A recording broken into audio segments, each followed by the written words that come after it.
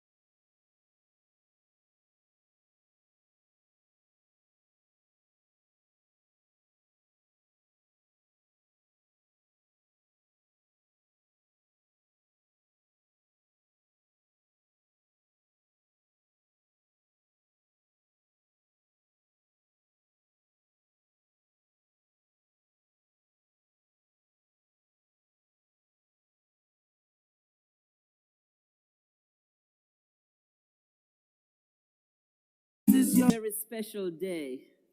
This is the day that we'll be celebrating the life of our brother Peter Anthony Morgan. This celebration and Thanksgiving service is all about the life that he lived here with us. Ladies and gentlemen, brethren, sistren, we gather here today under the watchful eyes of Jah, in the spirit of love and unity, to bid farewell to a beloved soul who walked this earth with the light of Rastafari and in his heart. As we stand together in this sacred gathering, let us remember that in Rastafari, life is eternal and love is immortal. Our dear Peter has embarked on a journey to Zion, where peace and love reign supreme and where we all aspire to reach through our own journey. Today, we celebrate not just the end of a physical journey, but the beginning of a spiritual odyssey into the everlasting arms of Jah Almighty. Peter's life was a testament to the principles of truth, righteousness, and the pursuit of harmony with nature and humanity. He lived with a heart full of love, a soul full of music, and a mind aligned with the teachings of His Imperial Majesty. As we reflect on the time spent with Peter, let us hold on to the joy he brought into our lives, the wisdom he shared, and the love he spread freely through his music. So let's carry forward his legacy by living our lives with positive purpose, embracing each day with gratitude.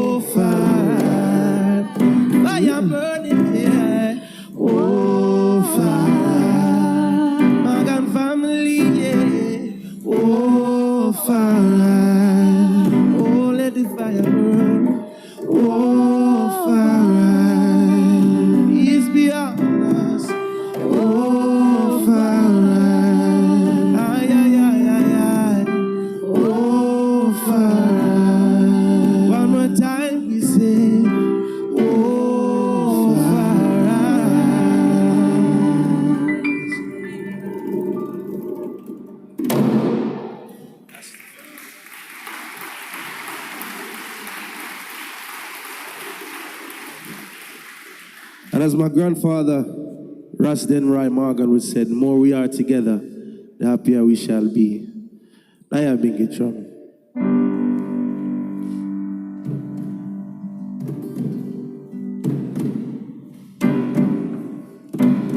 Yeah, I said the more we are together, together, together.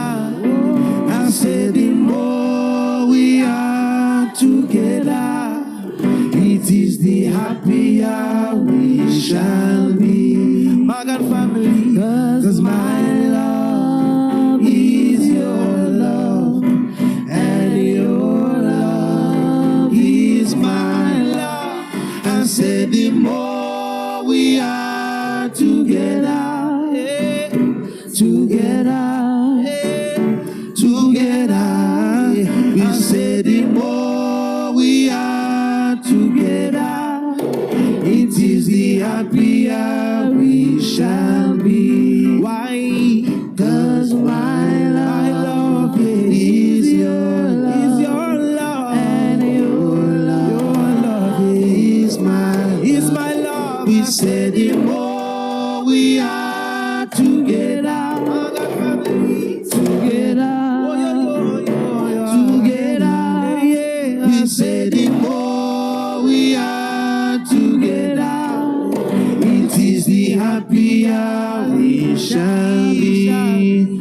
Because my love is your love, and your love is my love. They said the more we are together, it is the happier we shall be. Why? Cause my love is your love, and your love is my love.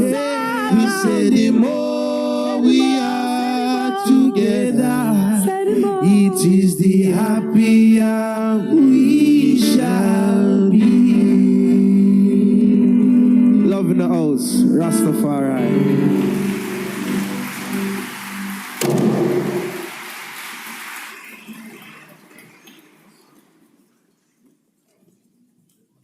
Did you feel the love? Did you feel the vibration? Oh God, yes. And the ancestors just come in and say, yes, that is it. Well, thank you so much, Morgan Heritage Family Choir. And at this time, we'll ask Mr. Denroy Morgan Jr., my oldest brother, to come on up, please.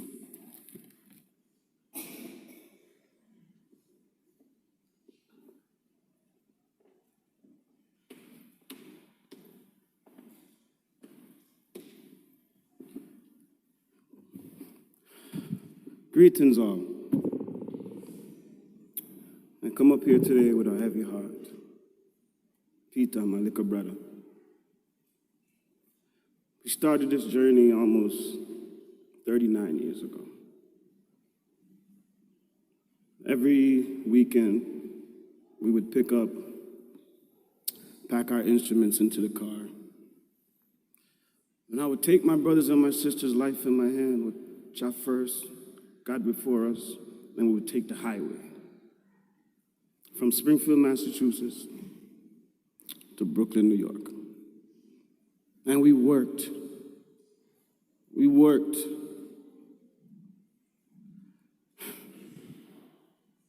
Why, Peter? Pulling out of my comfort zone today. I'm a drummer. I'm used to being in the background. But my brother brought me up here today to just speak about the journey that we took to do Jah work. To do Jah work.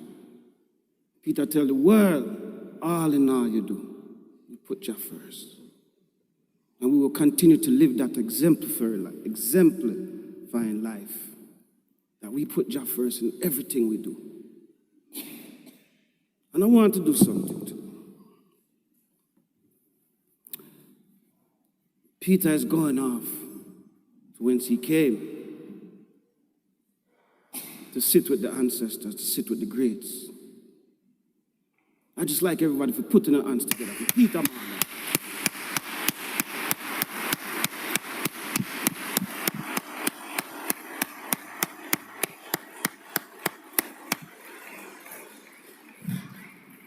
Long live Peter Morgan. And I just want to touch bases on some of the people that help us to start this journey. Our musical director, Clifford Branch. He called me and he reminded me of when our father sent Peter to his house to knock on his door and ask him to come and help us with our music arrangement. And Clifford Branch did a great work with us.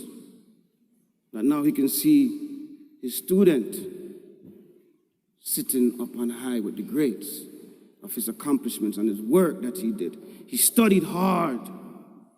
He studied humanity. He studied life. And he had a lot of love to share. And his work is finished. He has passed the baton. So we, the rest of us, his children, his wife, his children's mothers, we, his brothers and sisters, his mother. See her there? Mama, when I was with Peter in Jamaica, my son, Denry Morgan III, finally got a chance to do a song with him. And the song said, Mama, don't cry. Because this child is surely going to make it. And he made it. He's made it. The world has seen our brother. So for this, I give God thanks for everything. Because he's not in pain anymore. People don't know my brother struggled. He struggled. But all in his struggle, he kept going. So we must keep going. We must keep going. Peter Morgan.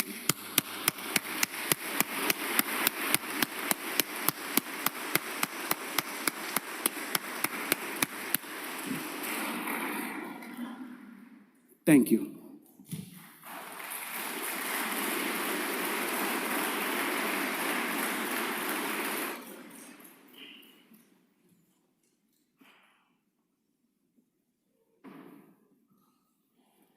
One of many children.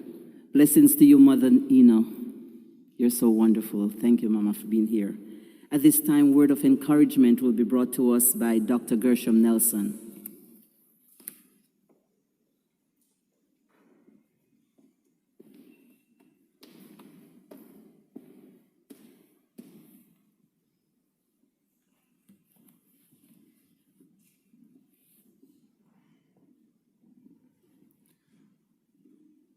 As I looked around and saw this gathering, it occurred to me that, believe it or not, we're all related. And as such, we need to understand our purpose for being here. And if there's nothing that one gets from this gathering this evening, is that Peter Morgan lived an exemplary life and has left a legacy that we all can emulate and pass on to the next generation. It is bittersweet. We meet here to grieve the loss of Peter with his mom, Hyacinth, his wife, Maria, children, brothers, sisters, nieces, nephews, other relatives, and a host of friends.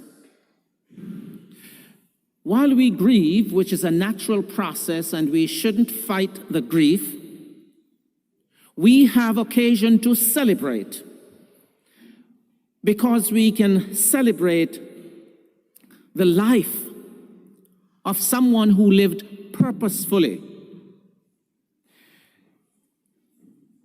I treasure the opportunity to share with you this afternoon a background to understanding Peter and the Morgan family.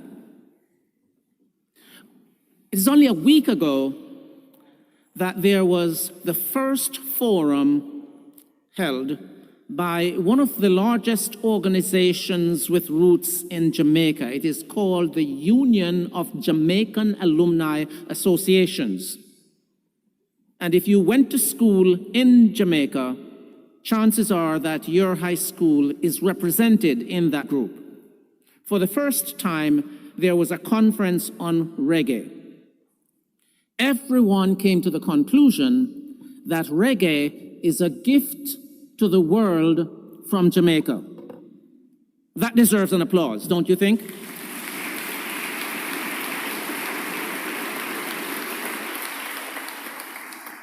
However, it is not only a gift, it is a message and a challenge. There are a number of ambassadors who embraced reggae and Rastafarianism and made it global. So wherever you go on this planet today, you will encounter reggae and you will encounter Rastafarians. Peter and the Morgan family have been authentic and systematic in their ambassadorship for reggae and Rastafarianism. So this memorial service is very, very, very special because we celebrate the life and works of a second-generation ambassador for reggae.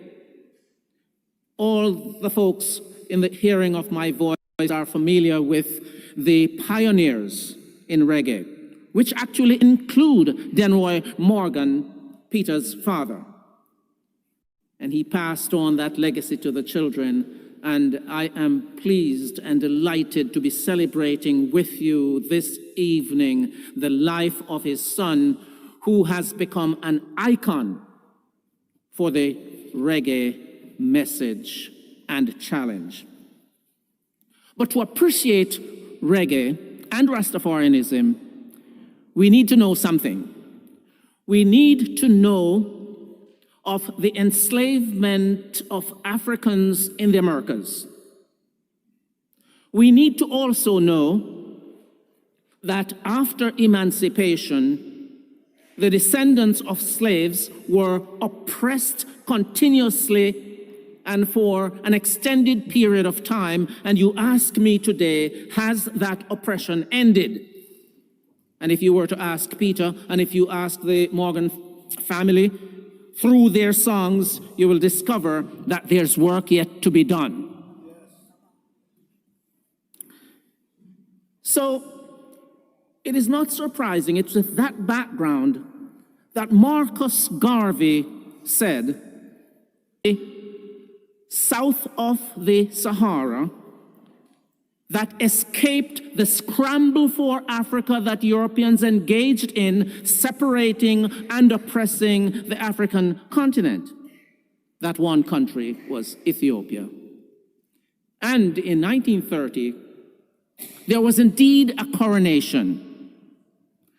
The coronation was of Ras Tafari. Ras is a title, by the way. But the revelation did not end there. 5 years later, Ethiopia, that had not previously been colonized, was invaded by fascism. After World War II, there emerged what was called the League of Nations. Ethiopia was a member of the League. The League had as its principal objective to prevent another world war, like World War I. And so the rule was any member state that was attacked would be supported by all members to repel that attack. So, Ras Tafari, who had been anointed emperor of Ethiopia, assuming the name Haile Selassie I, King of Kings and Lord of Lords, conquering lion of the tribe of Judah, made his appeal to the League of Nations. The League ignored his appeal. And in his Geneva address to the League and the world, Haile Selassie II declared, "There is a rule of the universe which says, what you do to others will be done to you. And to the extent that my colleagues refuse to assist in repelling fascism is the extent to which fascism will find its way to your doors sooner or later." 5 years. And fascism was overrunning Europe, plunged the world into World War II. The catastrophe is well known. The carnage is known. So then I need to give you one other connection. Leonard Howell, a follower of Marcus Garvey, knowing what Garvey said, observed all these developments and concluded that Garvey was indeed prophetic, and that indeed Ras Tafari represented not only persistence and deliverance from oppression, but indeed was a model for Africans in the diaspora to look to for strength, to look for redemption. At the same time as these oppressive elements enveloped the world, there began a musical transformation in Jamaica, so that by the 60s there emerged what we now call reggae. And reggae epitomized so well the oppression and the hope for deliverance that it fit perfectly with Rastafarianism. So, Peter Morgan represents the unfolding of that history, the unfolding of that hope, that aspiration, that true one love, that equality, that pursuit of justice. He has represented his generation well, with excellence. He has, in fact, along with the Morgan heritage, elevated the genre to the point where the world looked around and said, "You folks deserve Grammys." I think we all should be proud of that.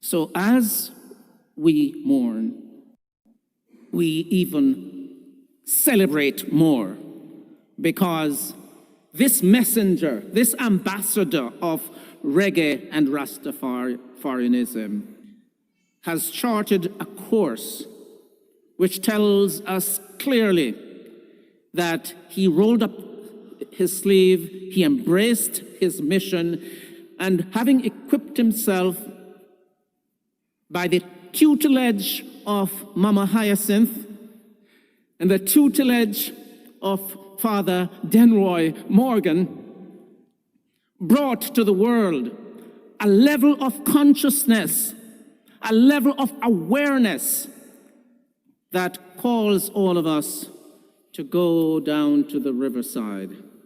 Yes. And so this evening, Peter calls on all of us to go down to the riverside. We go down to the riverside to repent. We go down to the riverside to rejuvenate. We go down to the riverside to become refreshed.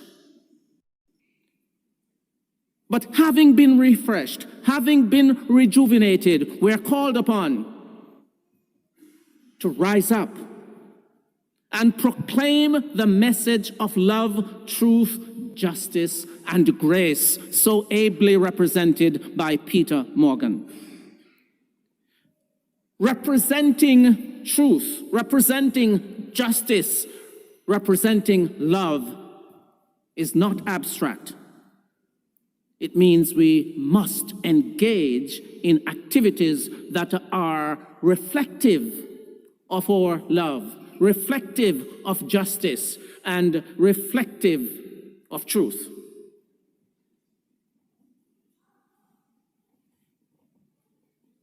I must underscore the fact that Peter heralded this incredible message to the world. And I must say, long live Peter Morgan and the Morgan heritage. Say that with me. Long live Peter Morgan and the Morgan heritage. We are here, and I hope we will appreciate the amazing accomplishment of our brother, whose life and works will live forever in our hearts and hopefully in our actions.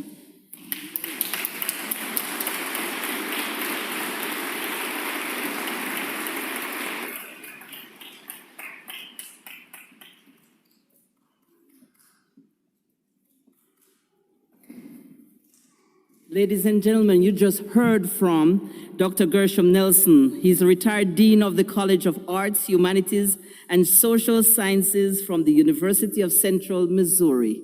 Come on, another round of, come on now.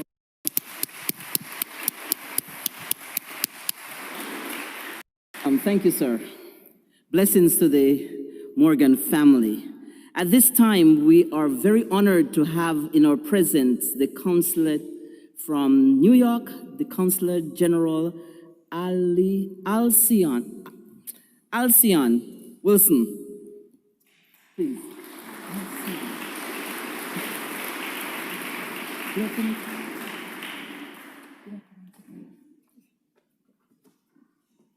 Let's pronounce it properly.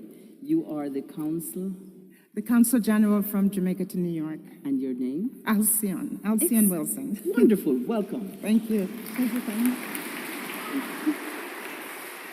Thank you so much. Thank you so much. Family members of my dear friend, the late Peter Morgan, my colleague, Consul General Oliver, he's the Consul General from Jamaica to Florida, musicians, other dignitaries, specially invited guests, ladies and gentlemen, good evening. I know we are mourning Peter, but ladies and gentlemen, good evening. We're here to celebrate him. Today, we gathered here to honor and remember the life of a remarkable individual who also happened to be a friend of mine, Peter Morgan. I would like to begin by expressing my dearest condolences to the family and friends of Peter. Losing a loved one is never, ever easy. And my heart goes out to all of you during this difficult, very difficult time. When I received the call from Mojo, letting me know that Peter had passed, it really broke my heart. As I have known this family for quite a very long time, Gramps and I have always shared a special bond. And I know how much Peter meant to Gramps and Mojo. Peter was not just a son. He was not just a brother. He was not just a husband. He was not just a father. Nor he was not just a friend. Peter Morgan was a talented reggae musician.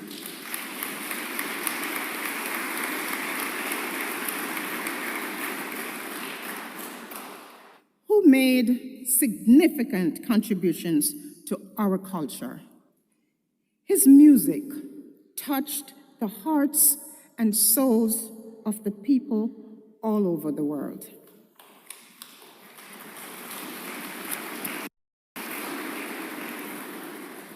Especially in Africa, spreading messages of love, unity, social consciousness, and peace. Through his artistry, Peter became a symbol of Jamaican pride and a voice to those who needed to be heard.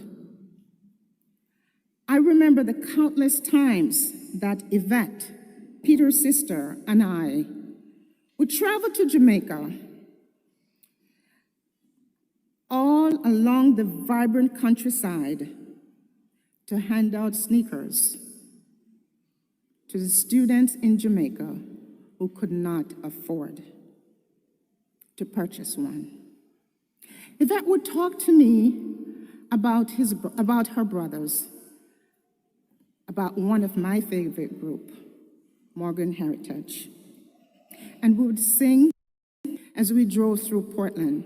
And sometimes I would get out and dance when I hear the songs that is sung by Peter, Mojo, and Gramps. Today, as we bid farewell to Peter, let us remember that not only for his musical prowess, but also for the kindness, warmth, and sweet songs that he has brought into our lives. His legacy will continue to inspire generations to come, reminding us of the power of reggae music. To Una, Gramps, Luke, Mojo, Yvette, his wife, his children, other relatives and friends of Peter, please know that you are not alone in your grief. The entire Jamaican community stands with you, offering you our sincere hope of love. We share in your loss, and we hope that the memories of Peter's extraordinary life will bring you comfort in the days ahead. Please remember that the Jamaican diaspora will always be here. Your musical brothers and sisters will always be here to support you and to lift you up. May his soul rest in eternal peace, and may his music continue to resonate in the hearts of people across the world forever. One love.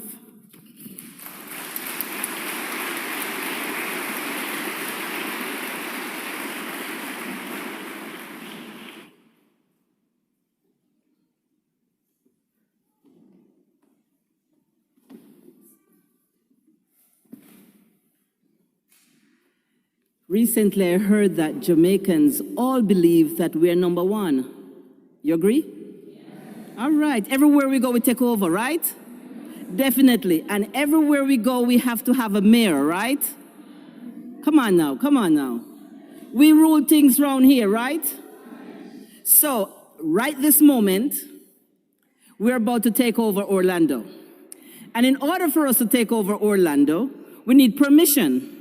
And this person that is coming to the podium is the Commissioner Regina Hill, who is now the Mayor Pro Tem, and she is going to give us a declaration that we run things. How about that? Come on, put your hands together and welcome Regina Hill.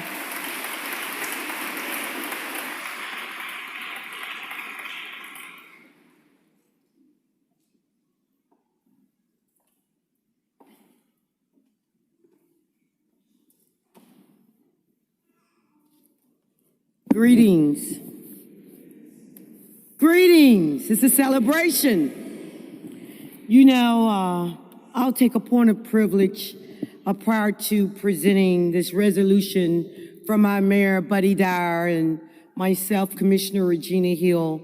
I had the honor and privilege to actually spend some time with Peter and Mojo. You know, community-minded folk, the Morgan family are.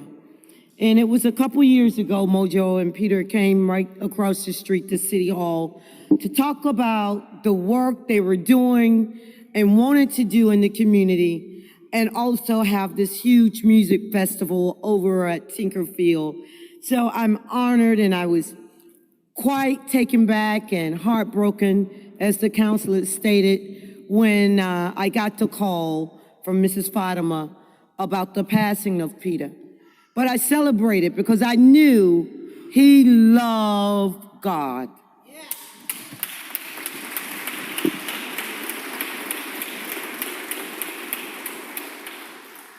And as Brother Morgan that came before me stated, the journey, I am not new to the Jamaican diaspora. I consider myself a ragamuffin long time.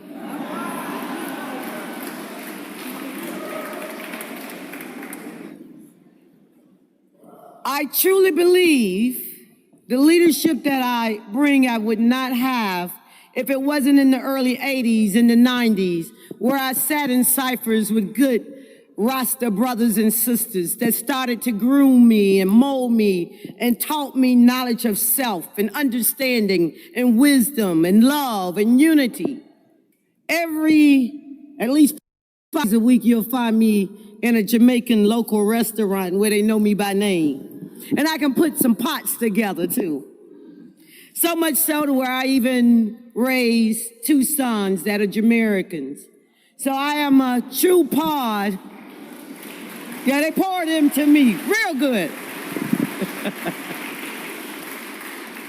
So to say that I am very connected to the Jamaican Chamber here in this area, in the Jamaican diaspora, and the Caribbean diaspora as a whole. So I stand here not just as a city representative today. I like to say that I stand here as family.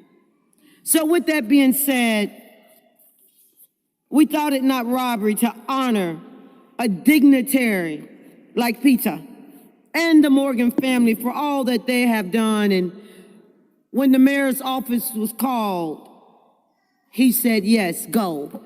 And so today I'd like to present, and not everybody get this. I just want you to know this is not average. This is not normal.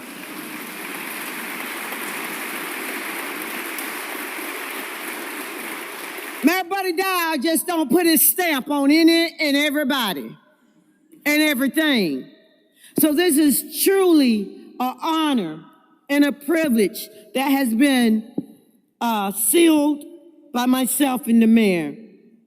So whereas Mr. Peter Anthony Morgan was a cherished husband, father, grandfather, son, and brother.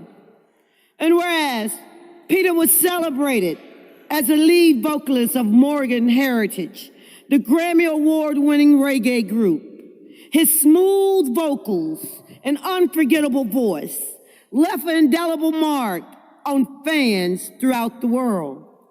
And whereas Peter created the band in 1994 with his siblings Una, Roy, Gramps, and I don't want to mess it up, so I'm just going to say Luke's Morgan, and of course, my good friend, Mr. Mojo Morgan. And whereas he had a profound impact on the global music scene, and his contributions to reggae and Afro-Caribbean music and culture is undeniable. And whereas Peter was committed to using music as a tool for uplifting others, following in the footsteps of his beloved father, Ross Denroy Morgan Sr.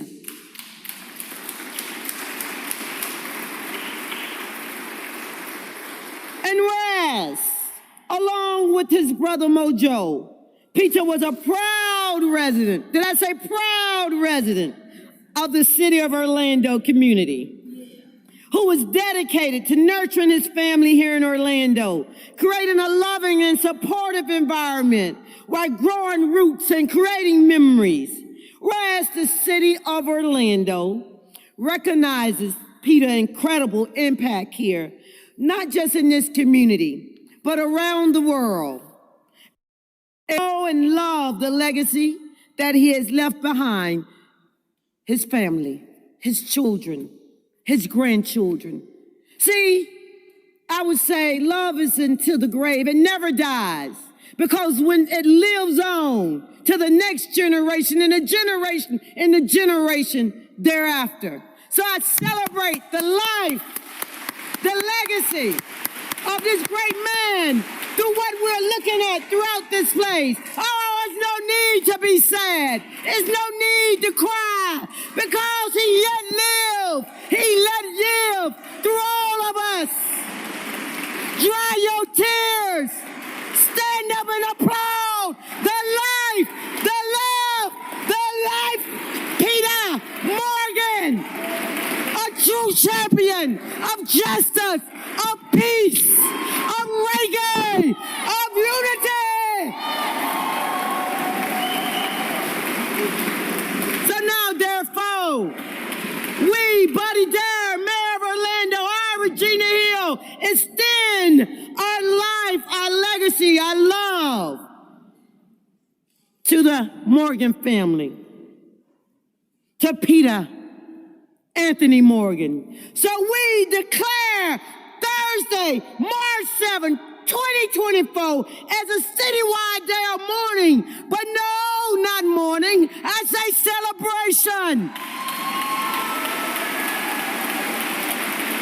As we recognize the impact, the legacy of our dear friend, Peter Anthony Morgan, here in the city of Orlando.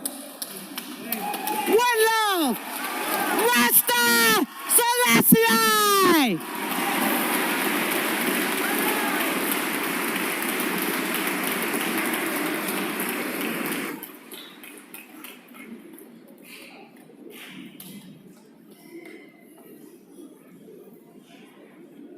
All right, we rule things round here. Yes, long live Peter. Come on now, come on now, come on. Ladies and gentlemen, it's time. Down south decide to take a trip up to Orlando, to Central Florida. Put your hands together and welcome the Consul General to the people.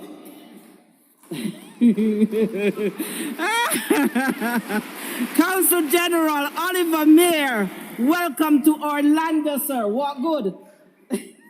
Come on.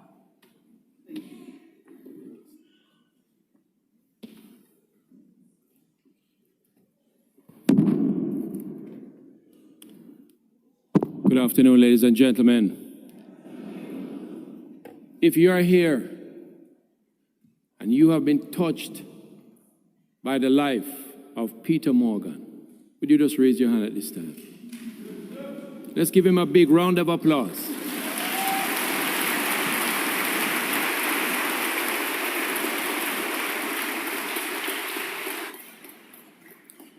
As a Consul General of Jamaica, based in Miami with responsibility for the southern United States,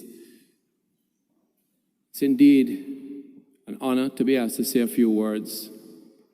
And I want to first of all just express My deepest condolences to the family. I must, if I may say, the royal family, the music. Do you agree?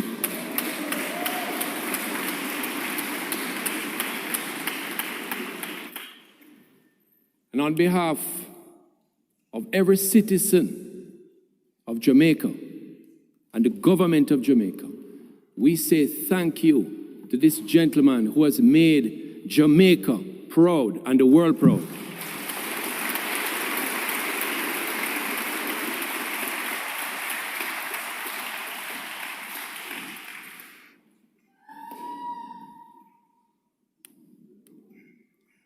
You know, over the past 3 months, I've been now to 3 funerals to say goodbye to 3 legends. In January, we said goodbye to Pluto. Just last week, it was Aston, family man Barrett. And now we say goodbye to another legend. Peter has done a lot for the music. His energy, his love, his connectivity. He had a message for the world. And there's a certain message you feel when Morgan Heritage is on the stage. There is a vibe. And there is a feeling that we can do better as a people. We can come together as a people. We can make this world a better place. That's the energy and message from Morgan's Heritage. And certainly Peter, as lead singer, in my opinion, has been one of the greatest voices I've ever heard in the world.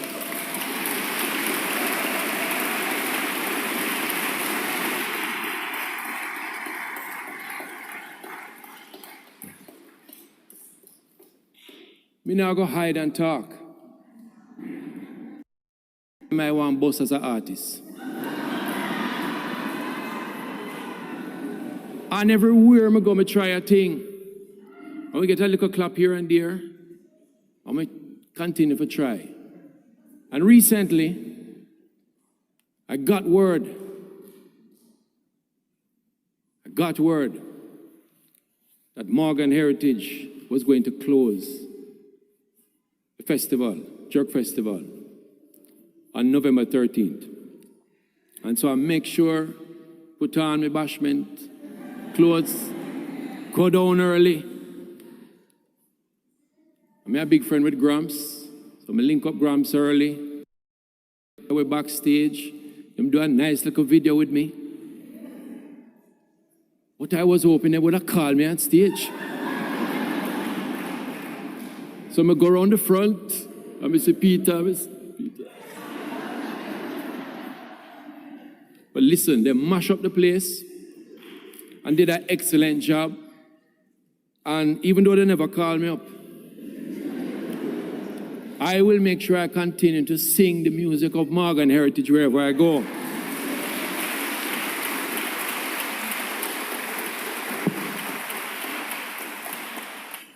But I want to remind us here today,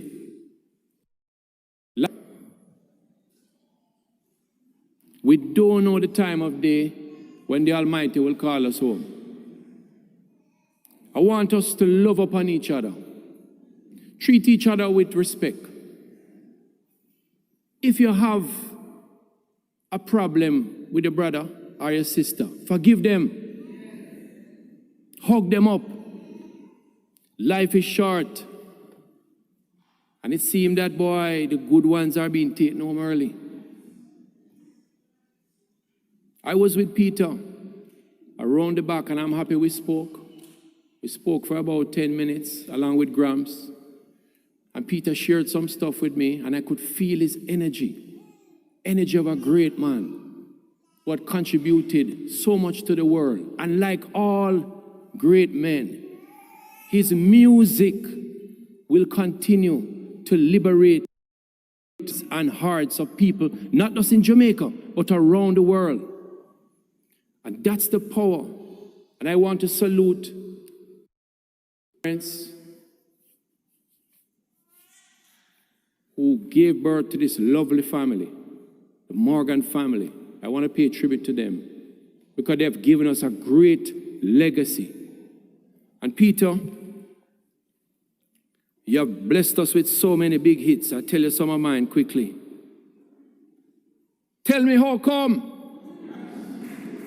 You love that one?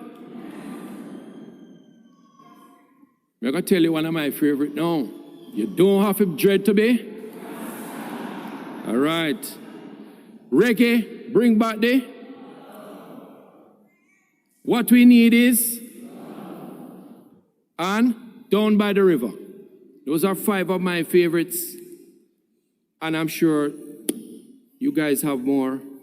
But I want to say, boy, tell me how come we had to lose such a great man like Peter so soon. But certainly one day we will see him again down by the river. John knows best. And so in closing, I say, Peter, can't believe you're gone higher. Your legendary impact will live on forever. For your music and message is like a burning fire that will continue to take and lift us higher. We will see you again by the river. One love, Peter. One love, my brother.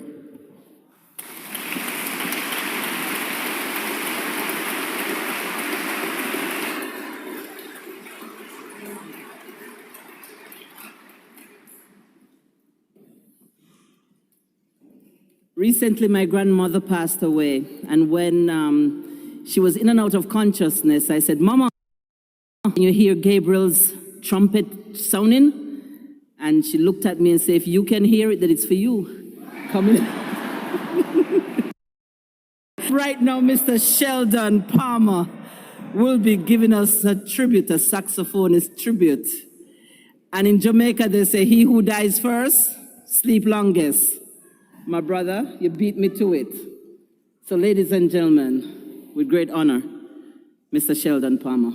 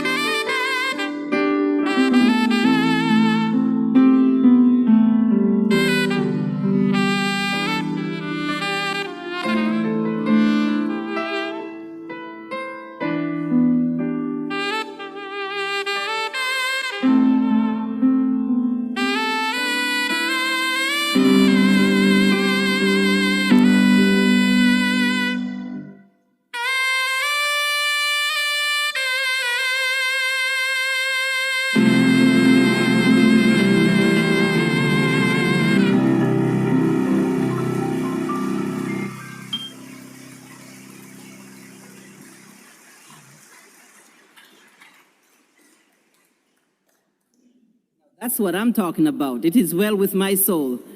That's a testimony that we should all be able to say and sing, it is well, it is well. And we know it's well with Peter's soul. He taught us how to love, didn't he? He taught us about unity. He taught us about connecting to the source which was Jehovah Jah. We're honored to have Catherine Goodall here and come up and pay tribute to Peter.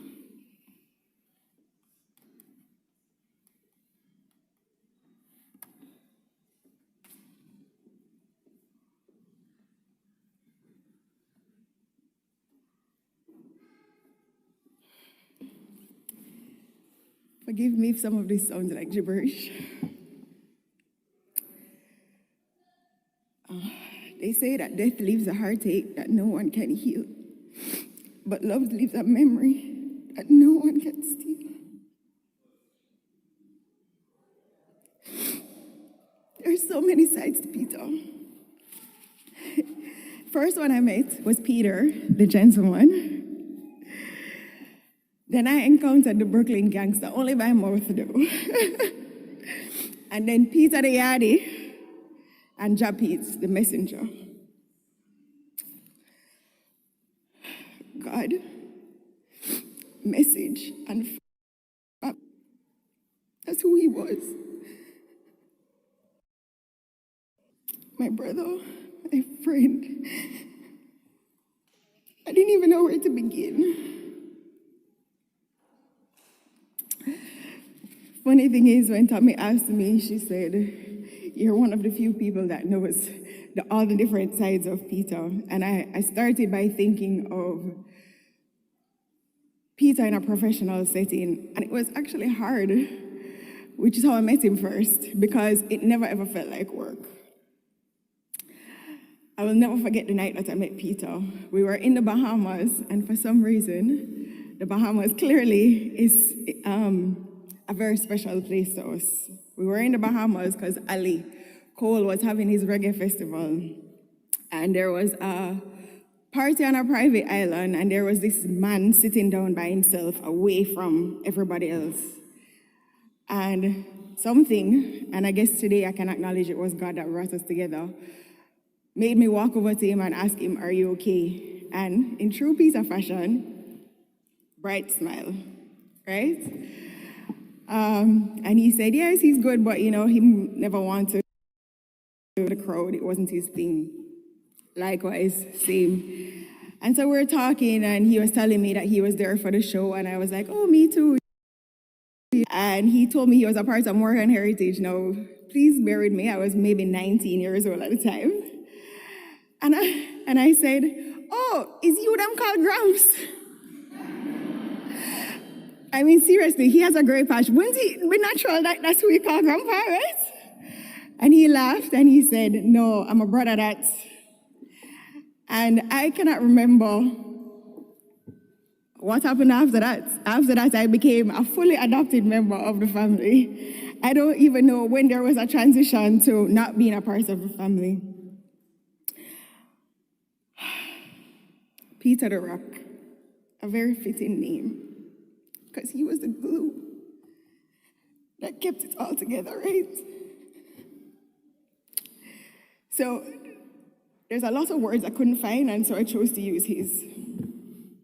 He said, what we need is love to help us grow today. He reminds us to let us all be aware of how we entertain angels unaware. Peter treated everybody the same way. Like he said, no matter if you wear a jacket or a tie or you walk barefoot, which, by the way, he used to do a lot. Just love is what he exuded. Even though he was an introvert, when he opened up, all he felt was love. I don't think there's anybody in this room that can say that they encountered anything other than love from Peter. It was only love that exuded from him, or strength from a place of love. He somehow managed to see the good in everyone, and most situations, forgiving. But he was no fool. He avoided drama at all costs. He was the definition to me of 70 times 7. He never missed an opportunity to honor his parents.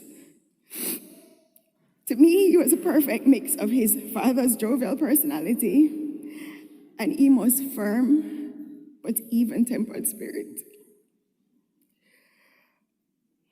The militant side of Peter came out in his music, in my opinion, because he didn't play when he was sharing his message.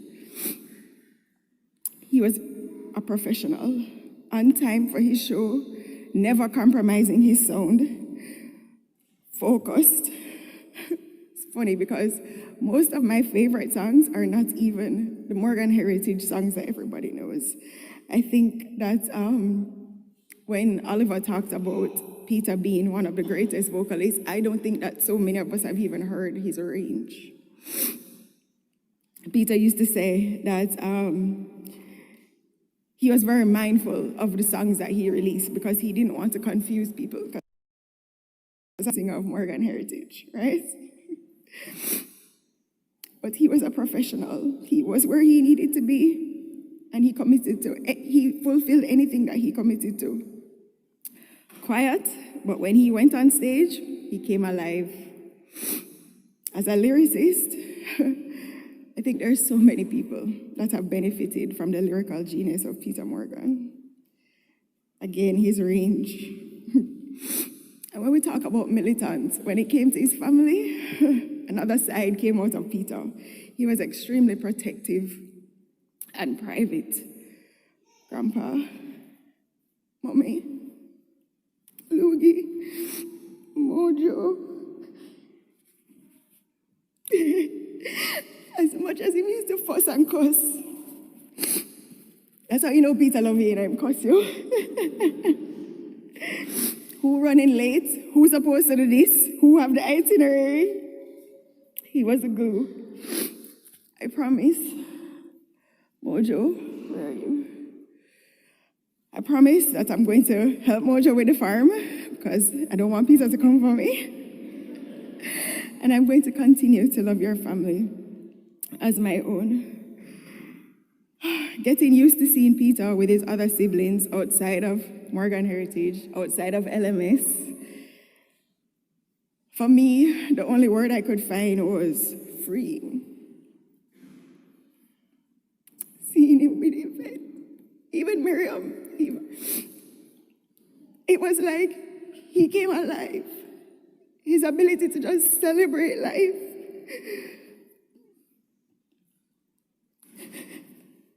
I had the privilege of being accepted into his family and was also the beneficiary of his fussing and cussing, second only to Jenny. He was a very demanding individual. Peter never asked questions. He just told you what he needed to get done.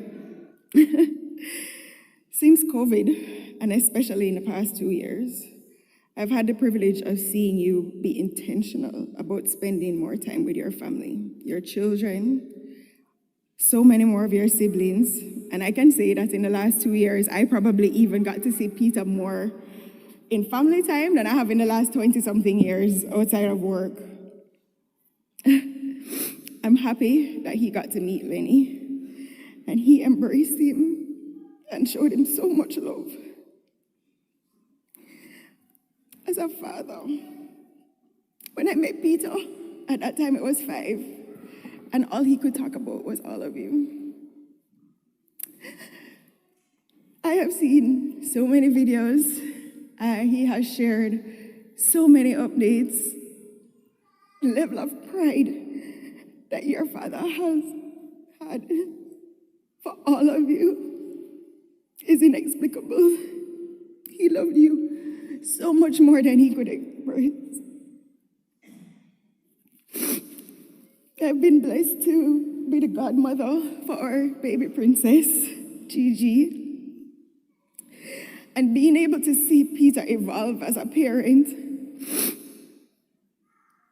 being able to see him spend time communicating his evolved love is what I call it, with all of you, freely, has made my heart overflow.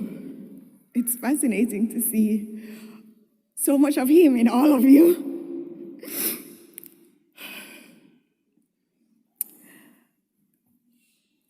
Our sunshine girl. I remember when he called me again, we're going to the Bahamas, and he said, I'm bringing somebody to meet you.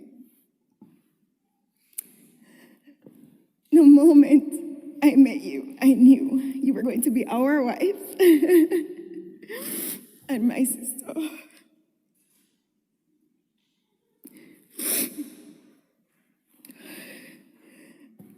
The only words I could find to say to you are his words. Make me want to give you the world. I've done wrongs before, but I do those things no more. Loving you has made me a better man for sure. You make me complete. You're my better half. You brought out a side of me I never knew I had. I'm giving you the best of my love. I can see it in you that you're hurting deep inside. You have a little faith that everything's gonna be all right. And that's what love does to you. When it's really true, just break that frown and let your beauty shine through. Japit, you are my forever. You are forever my friend. Though in this life I'll never see you again, you now have your wings, and I feel you in my heart straight through. Because your life never ends. You now fly with angels in the wind.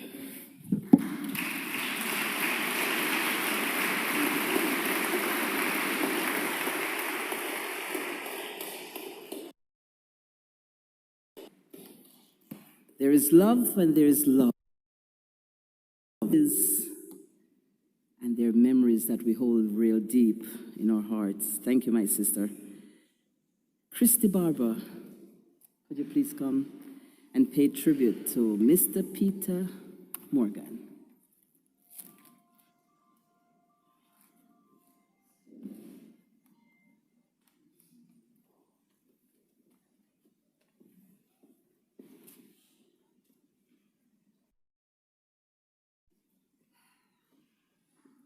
Hi, good evening, everyone.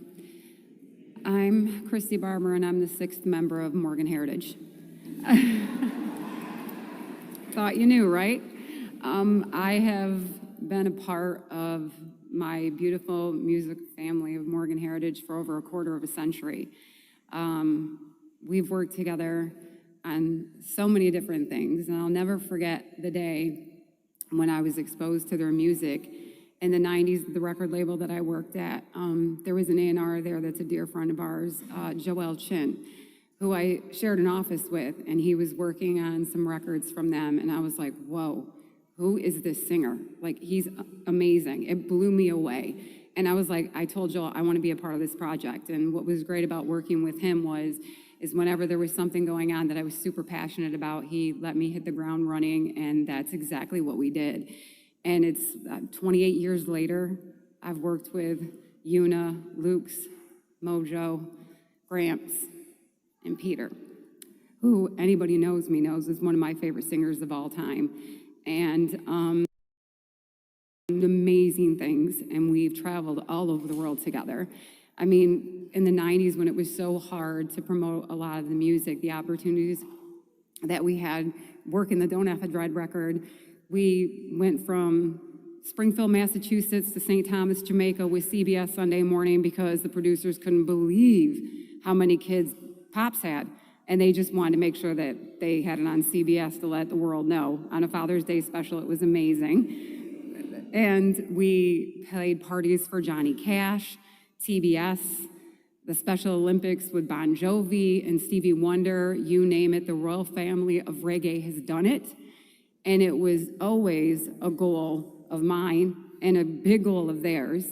And it makes me so proud to be able to say Grammy-winning Morgan Heritage because it took a long time to get there.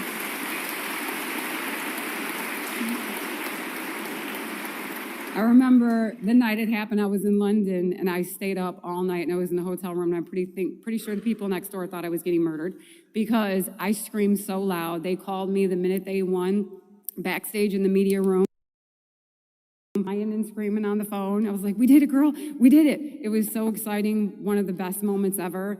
And then they came to Nashville. We got to celebrate in Nashville and that was so amazing that I got to see them right off of that win. And then the next nomination, we all went to the Grammys together in New York. So it's just been amazing things. I've been so proud to be a part of this family. Each one of them, they were like my first brothers and sisters in this music industry, and each one of them has their own personality. But the great thing about Peter was Peter's one of those artists that no matter what I asked him to do, no matter where I told him to go, Peter never, ever, ever gave he put 100% of himself into everything. He never said no. He always did it with a smile. He always did it with dignity. He was professional. He was amazing, and that magnetic smile and his laughter we miss. And I remember when we would the family members would get together and they make Peter call me, because everybody, I was like, oh, look at them. They're going to stick the big dog on me because nobody says no to Peter. It's like every time he calls on the phone, I just know I have to be like, I'll do anything for you, you know? And they knew it. That's why they'd make Peter call. I feel lost. I can't believe that I'm standing here talking about this right now, because there was no lovelier friend than Peter Morgan. And I could just tell stories and stories for days. I'll leave you with one last one. I remember, I think we were in St. Kitts, and Peter said he was going to go by pita. And I was like, pita? Like a pita chip? He's like, no, not a pita chip. And I'm like, well, how do you spell? And he's like, P-E-E-T-A-H. I'm like, oh, like a cheetah. And he was like, no, not like a cheetah. I said, no, like a cheetah. He's like, no, not like a cheetah. Because he knew where my head was going. And from that day forth, his nickname was Pita Cheetah.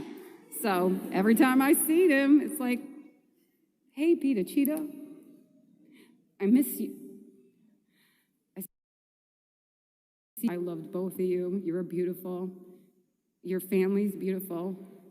Luke's, Gramps, Mojo. Wherever, whenever, however, I will always be there for my Morgan family. So, Peter, keep the block warm for me up there. I know you're going to continue to make music. I know Pops is ready. I know Bobby Digital's up there. He's ready to produce it. Joel will be right by your side. And I know Joe Mercer would love to have a feature. Good evening, guys.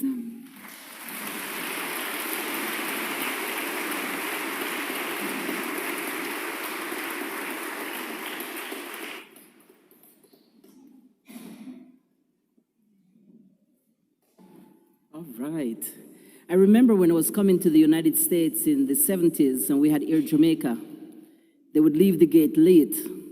And just about when they're going over Cuba, the pilot changed gear and put in turbo and make it to New York on time. So ladies and gentlemen, we're putting in turbo right about now. Okay? So bear with us here.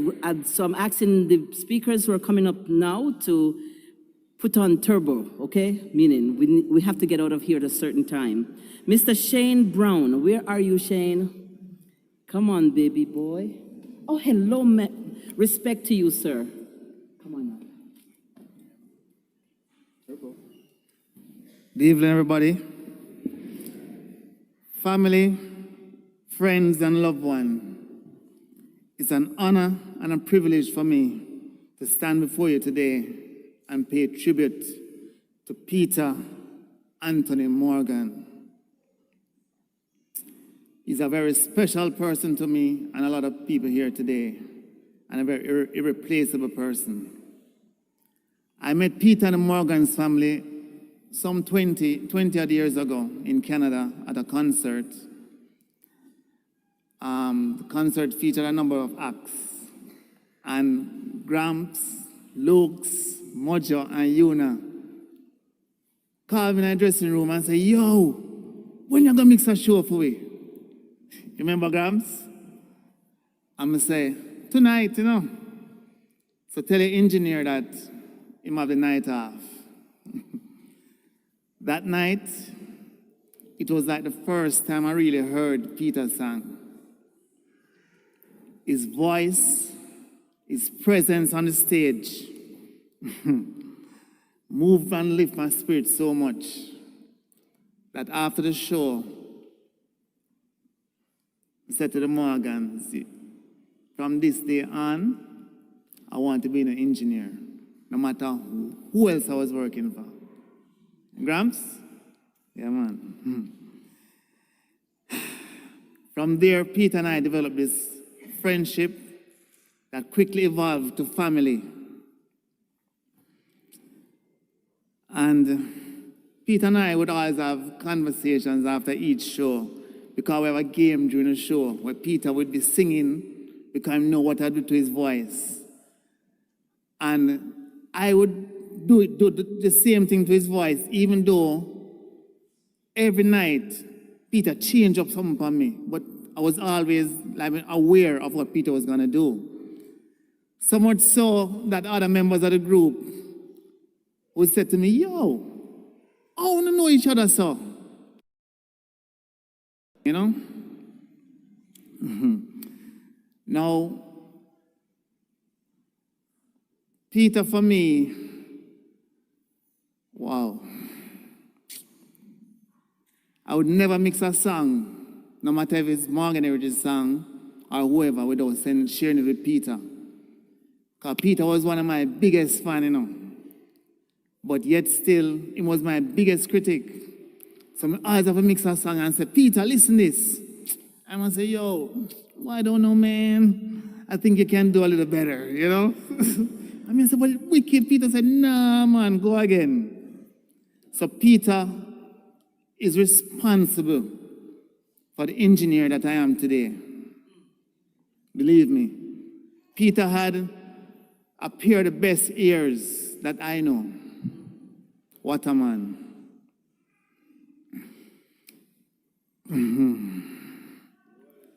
Yeah.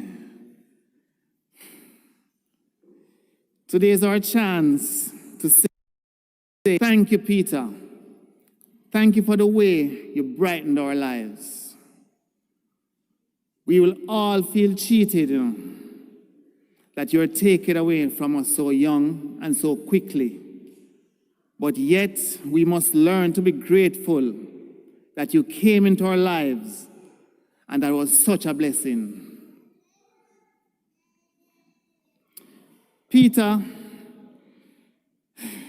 as a producer now, Peter and I would always share ideas. We'd always be writing songs. And any project I'm involved in, Peter was like my ghostwriter. I remember 3 weeks ago, while working on an album for Master Griffiths, I said, Peter, Master next thing on. Peter said, what? Ready. And to show you the man Peter was and how he was for the producer I was. Just because today you feel down, there's so much in the world to go round. So don't give up just because today you feel down. And we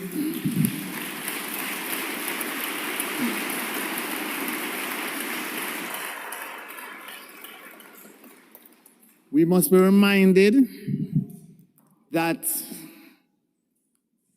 yes, we have lost Peter's presence as a human being, but his spirit lives on forever.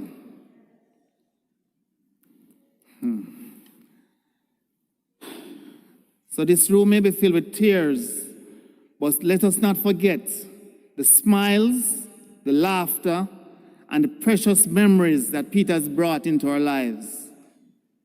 Today, I remember Peter and I honor his spirit by saying, Almighty God, thank you. Thank you for blessing us and the world at large, for experiencing Peter's unwavering love, his musical gifts you empowered him with, and his invaluable lessons. My family, friends, and co-workers, I beg of you, let us honor this great man by moving forward, being kinder to each other, dreaming a bit bigger, and celebrating life a bit more. Peter's wisdom and his kindness will continue to echo through the hearts, through our hearts, and be a guide on this journey of life. As we gather here today, we find our ocean of emotions It's not easy to say goodbye, especially to a man like Peter. But today I'm not saying goodbye. Instead, I'm saying thank you. Thank you, Peter Anthony Morgan. Your physical presence may be absent, but your spirit lives on. Your love continues to surround us. Your teachings will continue to guide us. Your memories continue to inspire and comfort us. And your legacy continues to shine always. Peter Anthony Morgan, I love and salute you. Good evening.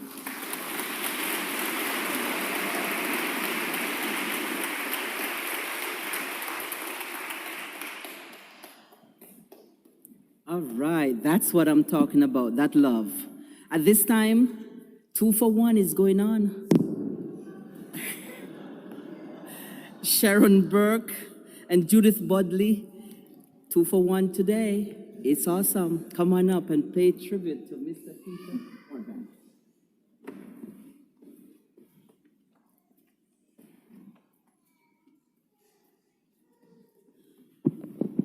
Good evening, everyone, family and friends.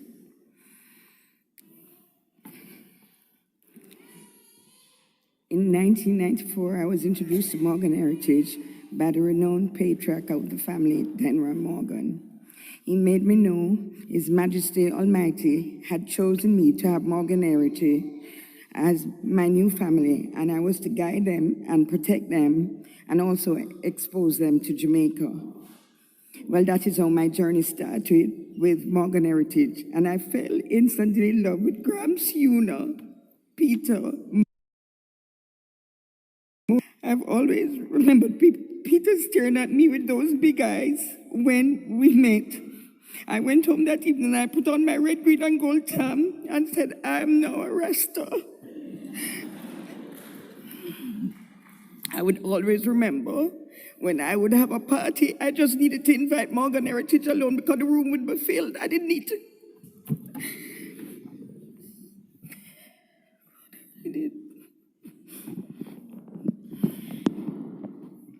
I'd instantly gained a sister and many brothers that would last for a lifetime. My task was to make them known all over Jamaica, and I was happy this was my group. At that time, I was working on Reggae Sunsplash, and I told them Morgan Heritage had to be on the show. They played the Sunsplash Beach Party that year. I had heard that the MCA label was signing some acts that had worked on Sunsplash after having flown in to see the performances. Only the best of the best worked on Sunsplash. I quickly worked them on the Sunsplash big stage, and the next big thing was that they were signed to MCA Records, and then the rest was history. What always struck me about Peter is his calmness and his coolness. Peter always had those beautiful eyes that would captivate anyone.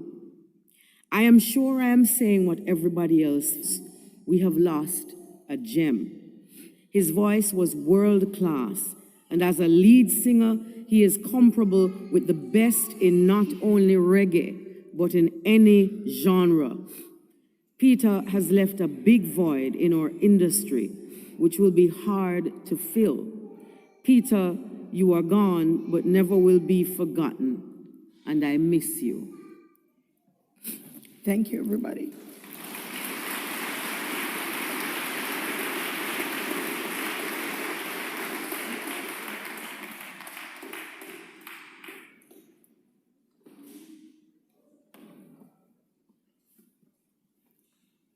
Blessings, bless up, big up.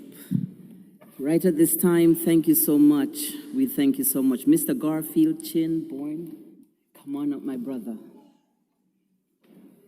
Blessings.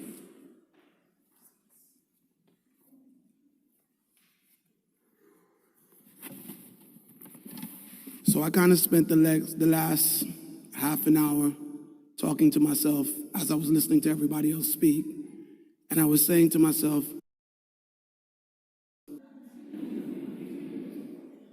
don't go up there, go ball. When you speak about Morgan heritage and you speak about Peter Morgan, we forget about that great place called Brooklyn. And before I say what I want to say, I want to speak in the language that someone would be speaking in Brooklyn. What do you mean Peter Morgan is gone? What do you mean we're not going to see him again? If I turn on my radio, I'ma hear Peter. If I go on social media, I'ma see Peter. Peter is not gone. Greatness is something that it's not forgotten. Greatness is something that has to be celebrated. And because I know this, in talking to you today, I don't want to use past tense. So I'm not going to use was. I want to use the word is. Peter Morgan is great. Peter Morgan is a great person. Peter Morgan is greatness. Peter Morgan is a great artist and also a great friend. I know this because I grew up with most of the Morgan heritage family. We grew up as youth, Rasta youth. Just I try to find where we're. Lucky for us, we had guidance from some elders that helped us along the way. But along the way was also that mission and that mission of music, and all of us wanting to be a place in music that we can be celebrated. Years later, we all did it. I celebrate Morgans every chance that I get because I know the journey. I know the sacrifice. I know the hours we spent just sitting there dreaming about people knowing who we were in the space of music. I celebrate them because we're friends.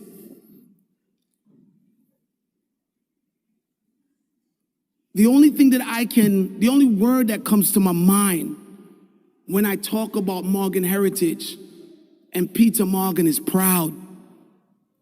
I'm proud of what they've accomplished, and I'm also proud of the fact that you guys got to understand the magnitude that not only Peter, but his brothers and sisters means to the music, their art form, their love, not only for the music, but for humanity.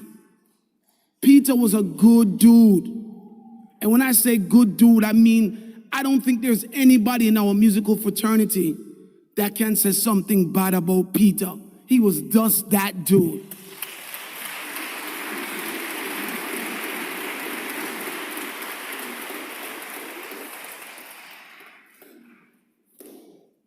Professionally, people who know Peter would probably call him a humble lion. Humble in his being. He spoke soft, very calm, and very caring. But he was also a lion that roared. And he roared his message, a message that was clear: righteousness, black power, black upliftment, mental upliftment, equality, Marcus Garvey, Selassie, Rasta. Our teachings of Rastafari prepared us for this moment. We know about the shedding of flesh. We understand it. And we also understand that the most important part of life is your works, your deeds, the positive impact that you make on humanity. Rastas know life without works is meaningless. So before I go, ask yourself this: who have you helped? Who are you inspiring on your journey in life? And if the answer to yourself is no one, then please follow the examples of Peter Morgan. He did his work was well done, and therefore his life is meaningful. We know for us all, one bright morning, when our work is over, we shall fly away home. For these few words, I give thanks.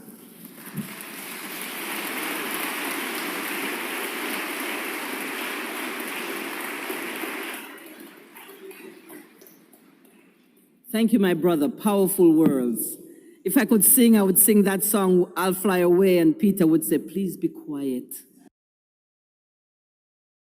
Ladies and gentlemen, Jamaica has extended all the way to the islands of the South Pacific, to an island called Tonga. At this time, I'm very honored to call Miss Analia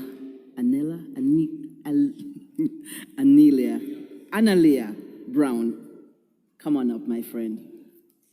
All right.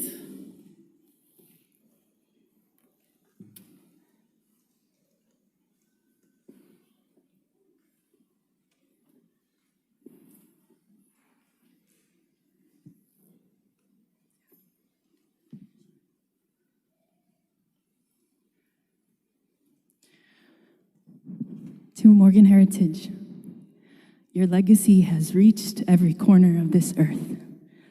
We bring with us the love of the South Pacific Polynesian Islands to honor today Peter Morgan.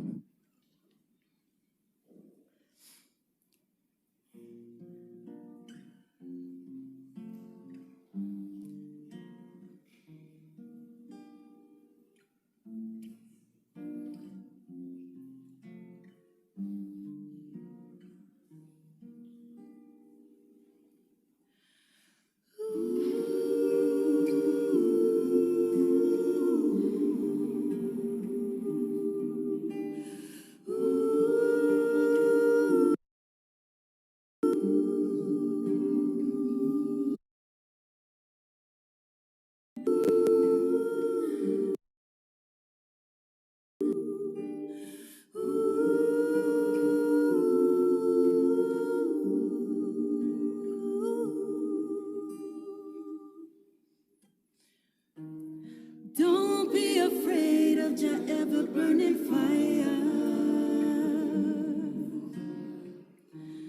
Trust in your fire and you'll never get burned. Ooh.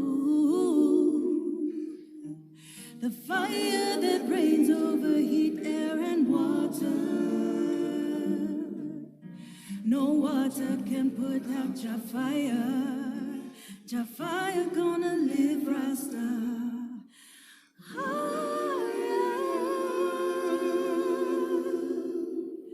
You don't have to dread to be Rasta. Don't have to dread. This is not a dreadlock thing. Divine conception of the heart.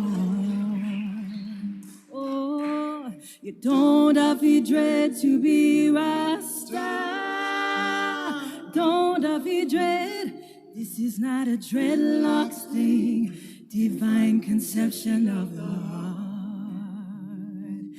This is not a dreadlocks thing. Divine conception of the heart. You don't have to dread to be Rasta.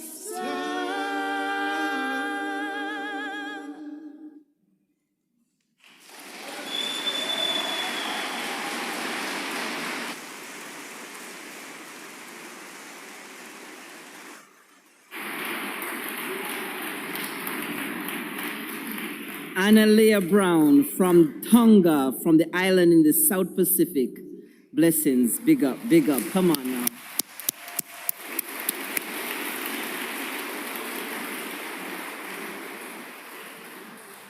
We are all aware of the date we were born and the date that has been appointed for us to die. And in between those two dates, there's a dash. And it's up to us to accomplish many things. At this time, we're honored to have Dr. Yvette Morgan to come and pay tribute by the reading of the eulogy to represent that dash. Dr. Yvette Morgan.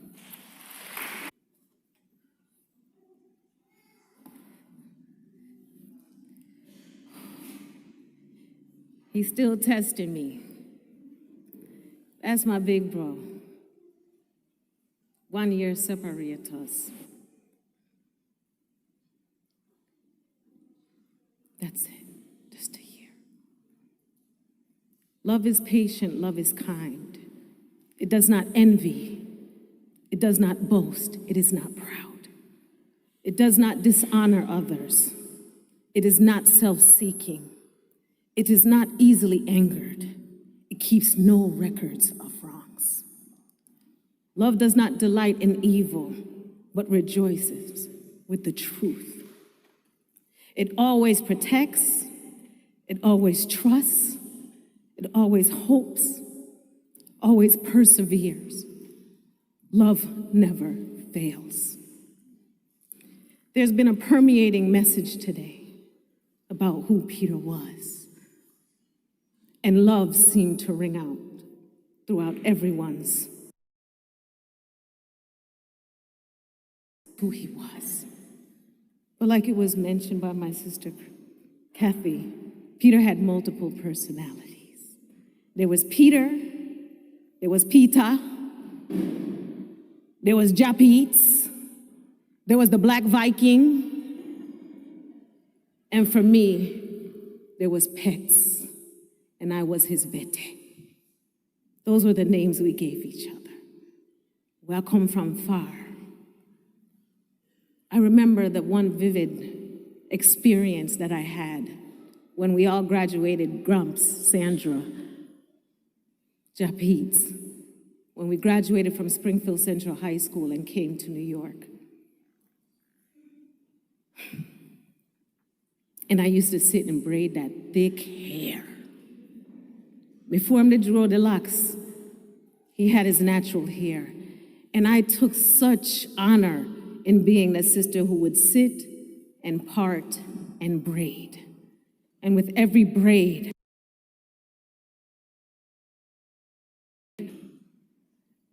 I touched that stage back in Sunsplash as a backup dancer, as a chipette, Mair, Taliba. I don't know what I'm talking about. And I came to a fork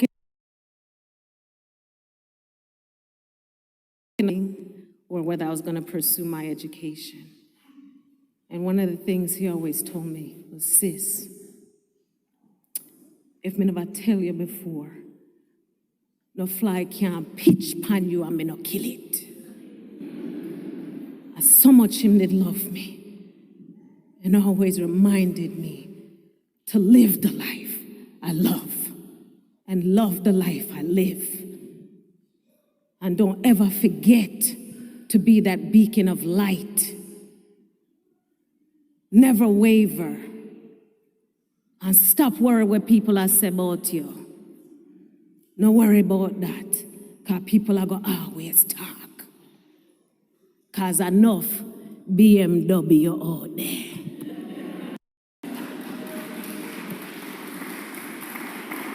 But you know what BMW was with Japeets?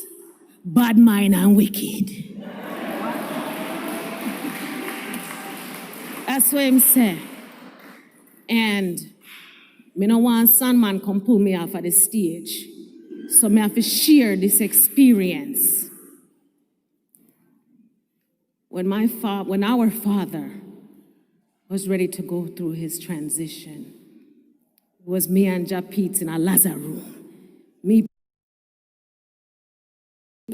whether him sit on him or lounge chair or him like the floor. Him would lay on the floor and cock up him foot and have him pillow and have him look a screen and watch him historical videos. And that's when me and Japeet say, yo, what man? What's your problem with me? Why we not vibe the way we used to vibe? And we aired it out. And from that moment, we made the commitment to each other to never let go. And over the last 2 years,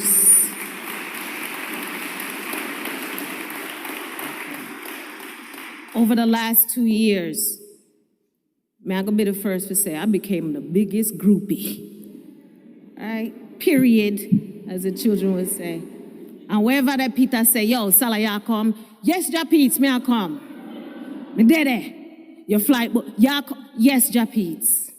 And it was at Sunsplash this year when Peter was performing and he came to the side of the stage and he just started doing the two-step and we was just rocking together. It It's like, yeah, that's my guy.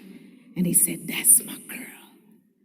We had a brother-sister love that was unbreakable despite the many years of separation. So I say that to us as a family, every single one of us here. Find back that childhood love. Find back that.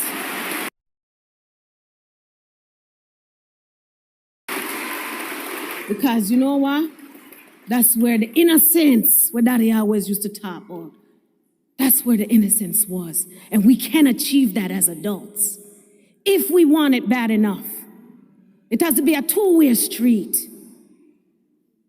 Like Peter, the lyrics. When me did start really love my brother when him sing Bust Up Barriers. When Peter did never afraid to talk through the music. He used his platform like he was the Fred Hampton of reggae music. He wasn't afraid, and sometimes he said, yo, Japis, be careful, you know. I don't want to hear them lyrics there. Salah, man, if you talk truth. And he never, ever wavered from send us your love, O Jah, your mercy and your grace. What we need is love to help us grow. Love is the only solution that can stop our resolution.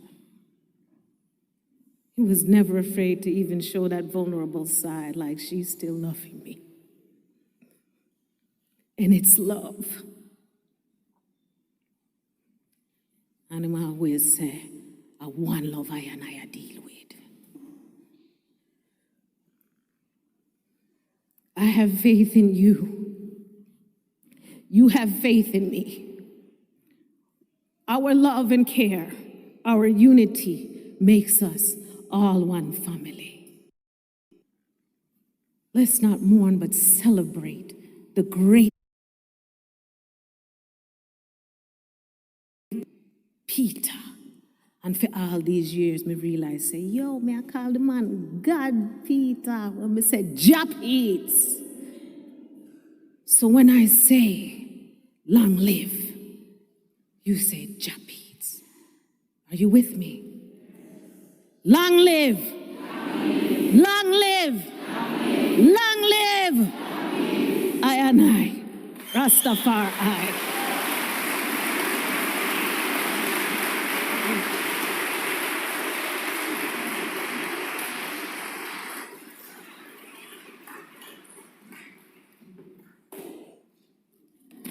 Oh, wow. There's only one question I'd like to ask the mom. Do you ever count the dumplings when you are frying them? A lot of picnics you have, you know, ma. Man, I tell you. Thank you so much, my dear sister, for that awesome tribute to your brother. And at this time, we're going to be graced with the children. Peter Morgan's children is going to grace us now with a poem. Come on, children.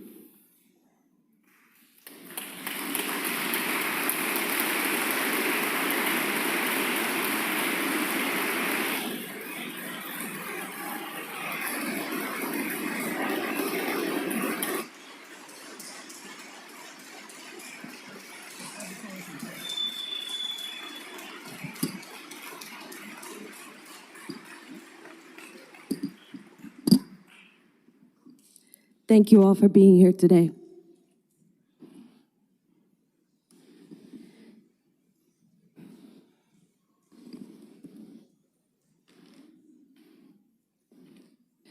Heaven is a state of mind, a state of spirit.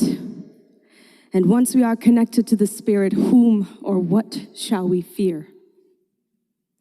There is no such thing as the end of a life. Only more life to be lived.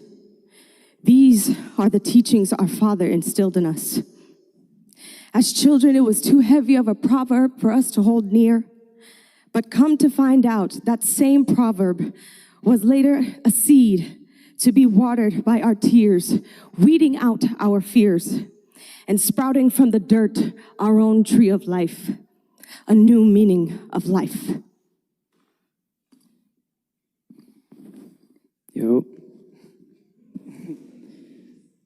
before my father ascended, all he asked for was to see us all of his children. And I saw the joy in his eyes as we all told him we love him. I saw the pure joy in his eye. All them times we got to sing and dance.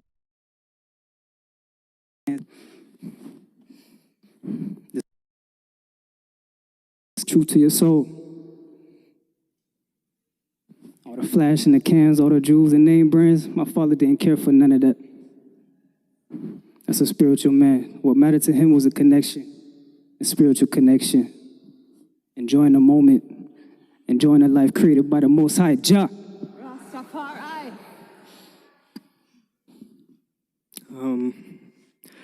A lot of great people that came up here and talked about the man that they knew as our father. And they were right. He did have a lot of different personalities. I remember always looking forward to the weekends. Dad would be making cornmeal porridge for us and sending us to Publix so we could go get the French bread. Can't forget that French bread. He'd be smiling ear to ear as we all just sat together and enjoyed, because that's all he wanted. He taught us to appreciate the little things, appreciate family. It's crazy to me how someone who solidified himself as a worldwide rocker could be the same person who would just love to sit on the couch watching superhero movies and stuff. Even in his softest moments, we could all see the lion within him. He showed us how to live. It's beautiful how we all learn to love from a distance, with him traveling the road, speaking his beautiful message to the world, and us as his children going out into the world to forge our own paths. We would always find ourselves together again. It was tough at times, but love transcends all things. We cannot forget that. His love, Dad, your love, is and always will be unconditional. Being around my dad and having the chance to learn him beyond his artistry gave me the chance to truly understand and appreciate him more.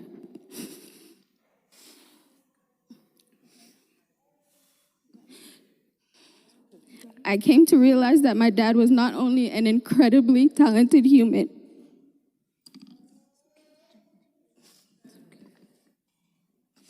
but he was charming, humble, full of life and so much love.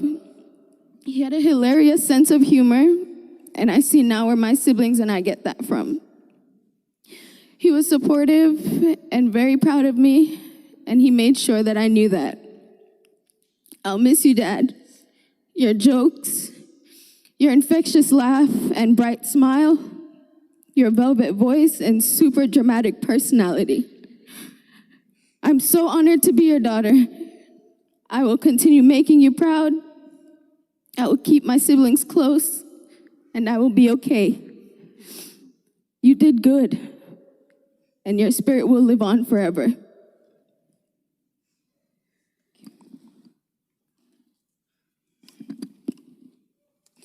Our father was a beautiful man, inside and out. He was a family man and a loving dad with a big heart. Daddy, I want to thank you for always being supportive of each of us and all our goals. With no question, you encouraged us to do what we love, no matter how risky our choices seemed.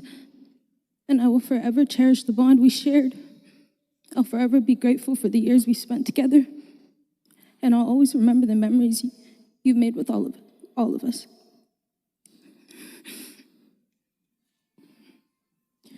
We'd like to take this time to invite our cousin, Anaya, and our bonus brother and sister, Talia and Jalen, to join us.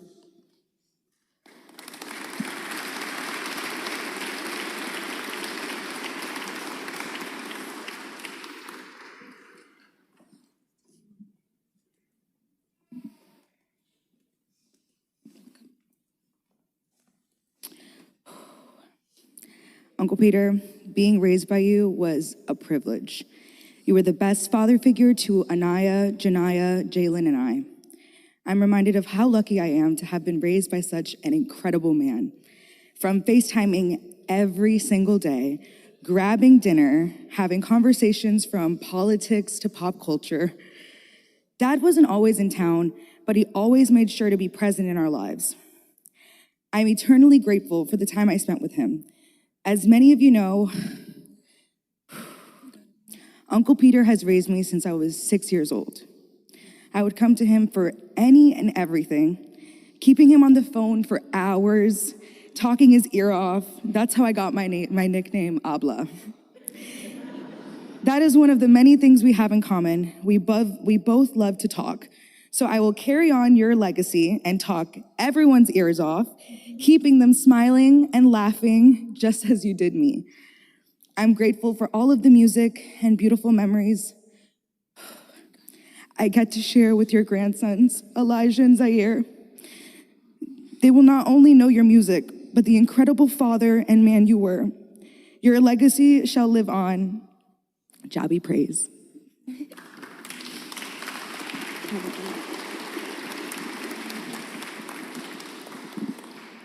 Janaya, Anaya's twin sister, could not be with us today because she is proudly serving this country.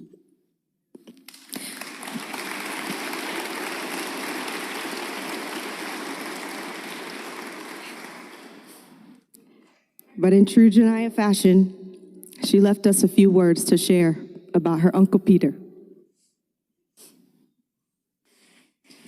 Hi everybody, I'm making this video because I wasn't able to be there today, but I wanted to say a few things, so just pretend if I was.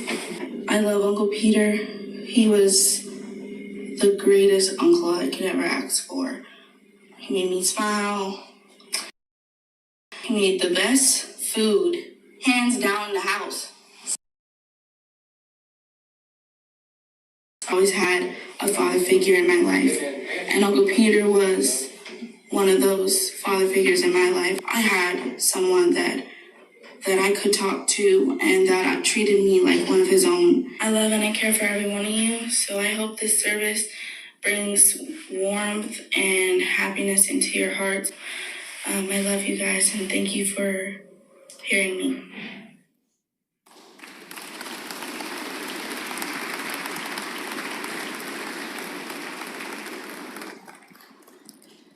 In closing, Peter Morgan was not just the velvet voice.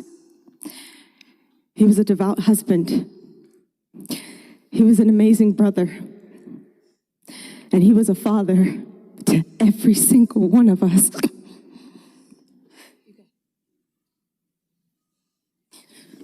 Wherever our roads may lead, wherever we go from this point forward,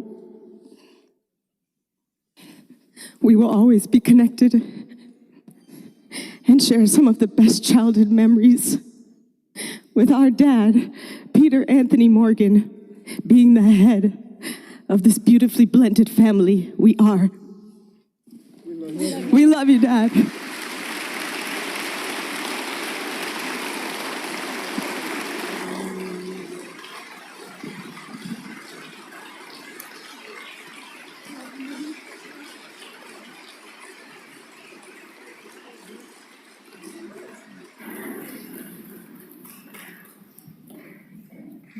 Denroy Morgan Sr. said in an interview that each time his children became pregnant, he would say, "Congratulations." And each time somebody sneezed, he said, "Bless you." And I could just hear him saying, "Mathotaf," right about time, with great honor. Where is Miss Yuna? Where is Yuna? Sister Yuna Morgan. Come on here, my friend. Come here, my darling. What a legacy. It's really a legacy from Morgan heritage. Rich legacy. Oh, she's here. Come on, sweetheart.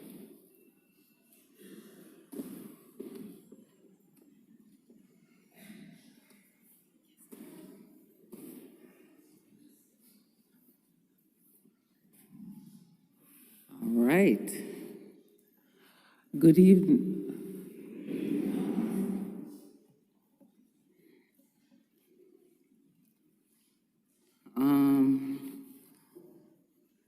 Tommy, I'm gonna be strong. Salaji, I'm gonna be strong. I just want to say thank all of you. Thank all of you from the bottom of my heart. The journey for Morgan Heritage has been one that has been long, has it had its ups and downs, went through transformation, went through questions from the public, wagwan. My brother Junior, the first drummer for Morgan Heritage, gave a bit of the beginning of the group. There was 8 of us, and actually I wasn't the only girl. There was 3 girls in our Morgan Heritage. My sister Janet was sitting right there, so and my sister Takilat that is here. My sister Janet had other dreams, her destiny was set in a different way. I give God thanks. And now she's one of the executives at Emory Hospital in Atlanta. Give a big hand for my sister Janet.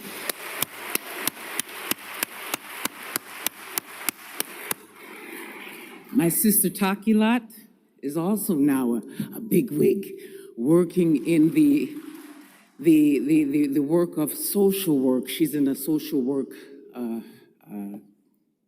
industry, excuse me, for lack of a better term. But I thank them because starting out with Morgan Heritage was tumultuous. But Daddy, our father, the Honorable Ross Bishop Denver Morgan, believed. And as the group transformed and we went through, JP, which is my name for him, because back in the day, like my brother them know, he was a dancer. He would give Chris Brown. But JP, as the lead and as the head of the arrow that the Lord anointed, will be missed. He gave each one of us laughter.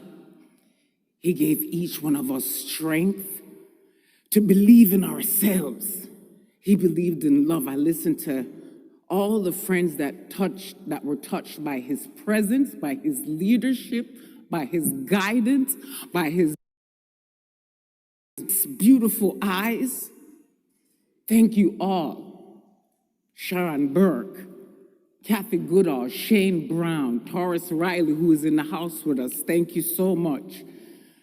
Judith Bodley, to my mother, who has stood by us from day one. It wasn't easy. Some tour she come and we have cook. She and my brother Lazar from LMS set up a cook rice and peas and tea in the dressing room for we. So the journey, Buju Bantan say, is not an easy road. Them see the glamour and the glitter and think it's a bed of roses. And it has not been.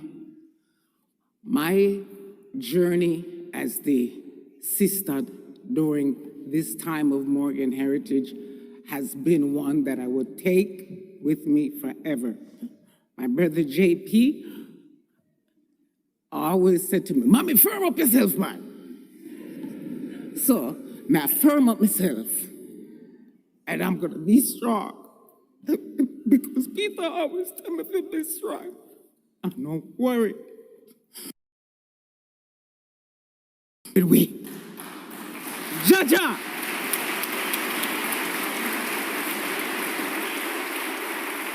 Him saying, "Mommy, Grandpa, Mojo, Luke's, no worry, because God did with we." And write a song when named Just Seed is planted in I and I. He's the root and the source of our lives. We are the branches, the trees that have life. We are the apple of his eyes, forever, for life. Thank you all again from the bottom of my heart. Thank you for my brother Peter.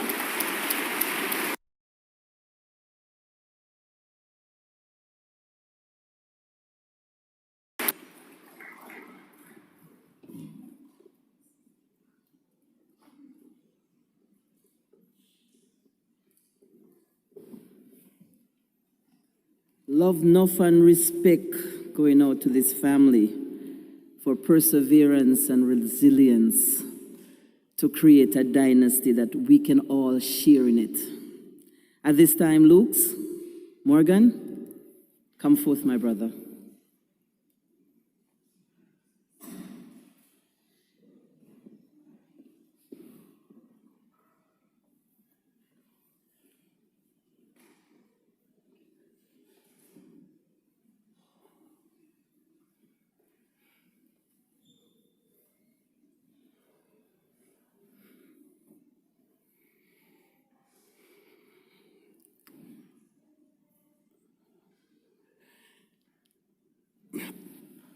Hardest day in my life.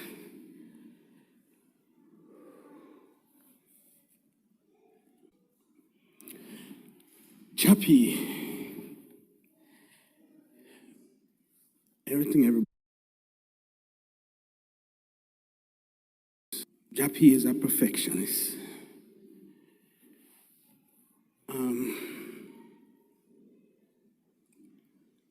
When we're born, it's a gift. And how we live life is our gift back to God. And I can tell you that my brother lived 1,000%. Doing what he wants, with him love and want. And I'm very proud of him. Him never itch when him get him calling.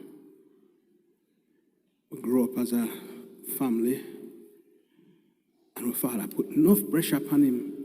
You are the leader. You are the vice. And it's a lot of pressure to be able to write the songs he write, sing the way he sing. And I'm just thankful that I was able to share it with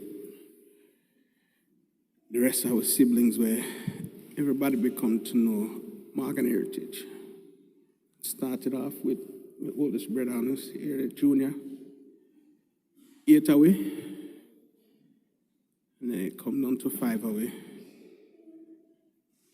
And, Peter, Gramps, and Mojo, still carrying on, even though you and I are still there. But this is the hardest thing to do. Daddy would always say to him, when is a spear, and Peter is the point of the spear. What we are going to do now?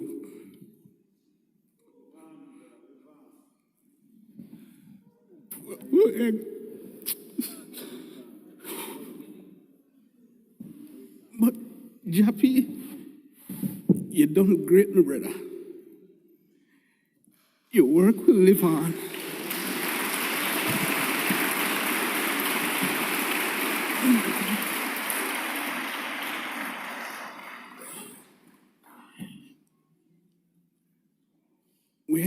It's like a part of it gone, and we had a dinosaur. It now come back.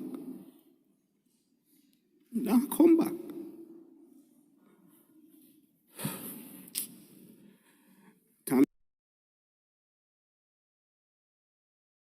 Yeah, my nieces and nephew. I vow for my brother to be the best uncle I ever have here. I am just a phone call away.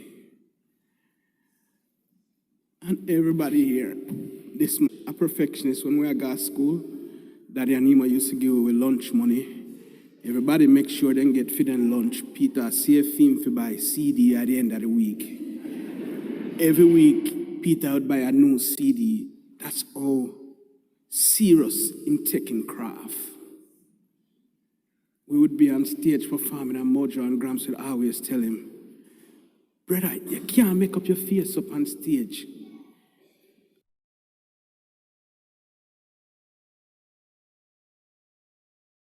him a go turn around and cuss, and we a say, yo, Pete, you can't do that. And him a say, it my right. And your best be, if one of them night, them will call you out in front of thousands, say, yo, fix up. You know, but that's Jappy.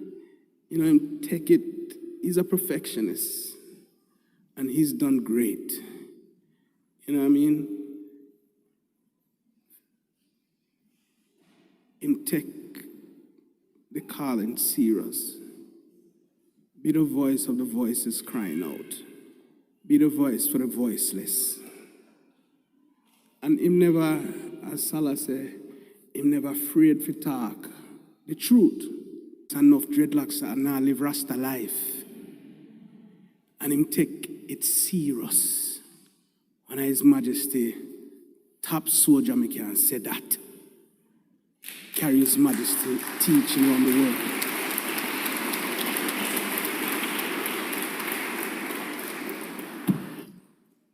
But I treating them say sure in a life. You go born, you have to pay a tax. And your time I go come. We just don't know the day and the time. But we give thanks to everybody. Share the love with our brother, our leader. And we have to carry on. Yeah? We have to carry on. And that's what he wants. And again, I'm just thankful to share his life with him. A special human being. Special. And it's hard. It's hard. This one, yeah, it's like nothing we've ever felt before. Nothing we've ever dealt with before, you know? But we can't fly up in our God face because me angry. Why, Peter? Why? But we can't question it. Him doing work. I mean, I go be angry with God because him answer him calling. And who is me if he said, it is just the love we have for him.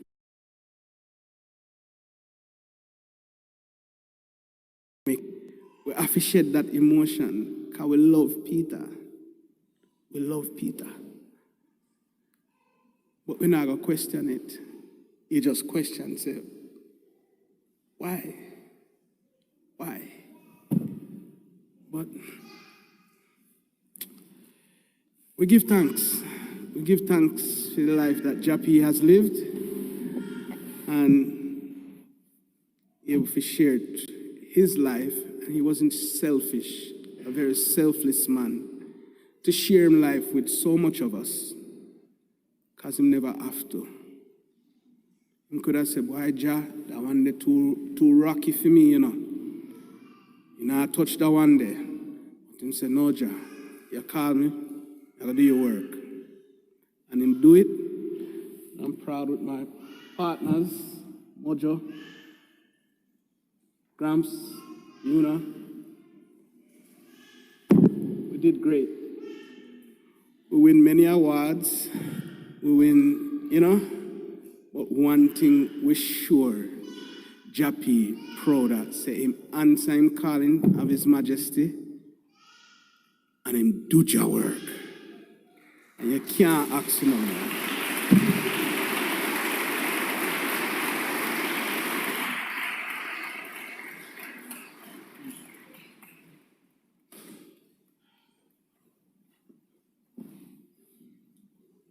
Thank you, Luke Morgan. We have a saying in Jamaica that says that them say donkey said the ground no level. Things are never straight.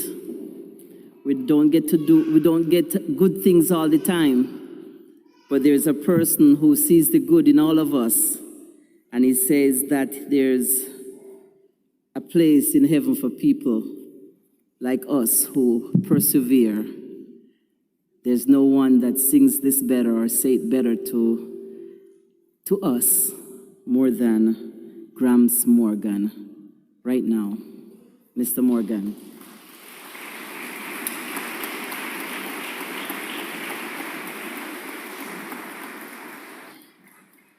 There's a place in heaven for people like him, really.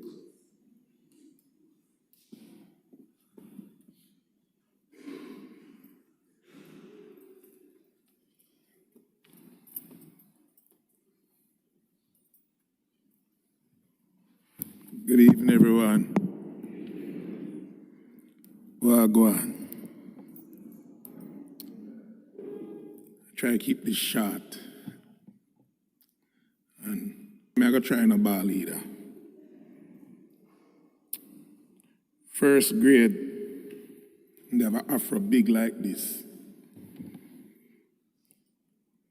We went to school that morning in 16 acres, Springfield, Massachusetts.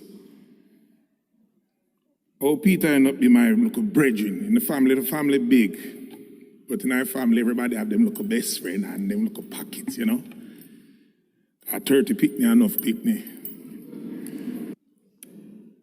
And I went to 16 acres that morning. The year before, I was in the first grade. First grade. Guess what? The second year, I was in the first grade. Hey. What do you want me to do? I end up, me and Peter now end up and I had to take him to the first grade, to his class. I'll never forget that. Taking him to the first grade. But most of all, Peter was a Rasta man. He was a very spiritual man. Most of you guys know him as a great artist because he was incredible as an artist. I called him the GOAT. And I've sung with some of the greatest and toured with the best. And I said, Peter, you're not normal enough. This man would, an hour before we go on stage, drink the coldest drink. And I said, Peter, what you do? And come on the stage and go, ow! And I said, same thing with Lazar.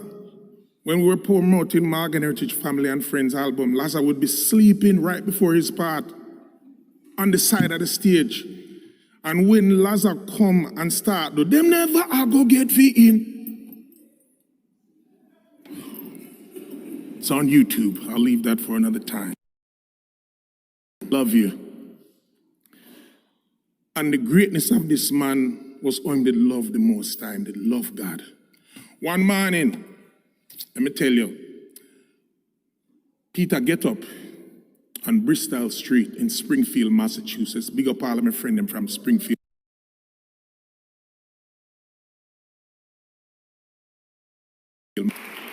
And when Peter get up, Peter, one man, he was scared and everybody come from downstairs and him say, what happened to you?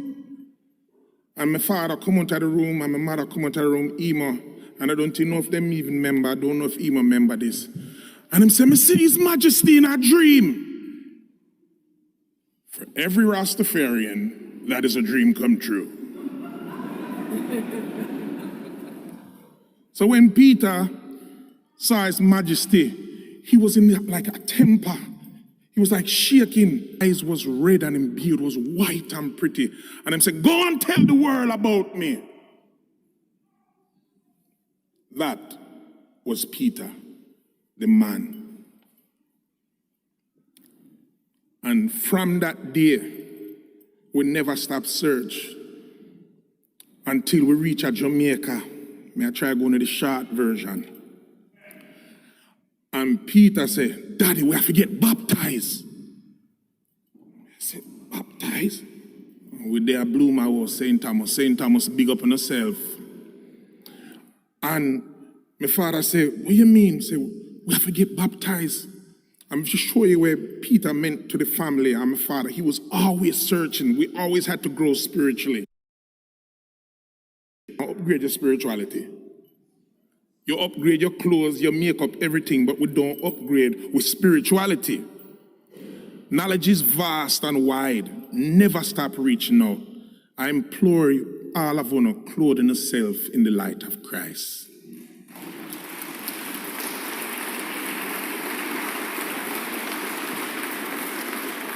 When Peter said, Daddy, we have to get baptized, we went and found the Ethiopian Orthodox Tawahedo Church. And that's why we love His Majesty. That's why when we say, Jah!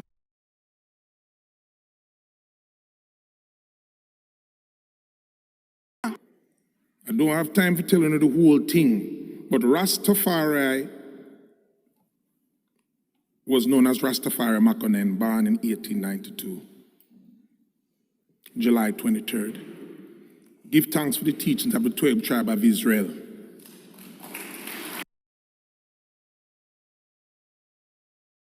And from that day, Peter kept on feeding us spiritually. I said, Peter, which book that? I'll never forget when Buju Bantam come to New York. And I said, Buju, we find a book. Buju said, which book that? If you don't know Buju. And him say, one book named The Kebra Gas. I saw we end up do a song named Give we the Kebra, make we read it, and gain the knowledge of the truth, and feed who come to eat it. Peter fed the world through music, through him lyrics. So we end up with an album named More Teachings. And that album is like a book itself. But he kept growing. He wanted to show his diversity. And I said, but wait, we don't love woman too. And Barry, someone looked at me and said, wow, Mona,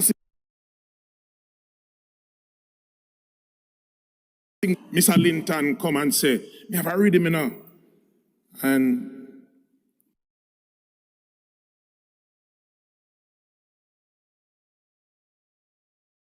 studio and we create a song, say, she's still loving me. And I'll never forget, the morning him come at my house, because I didn't get no trouble, if you know I know what this song right about. And him said, Gramps, how you have to do that? And him just come with the guitar round at my house. I play some me and Mommy and Luke's and Mojo and I live together 4 away. As big people, you can imagine. And him just start playing guitar.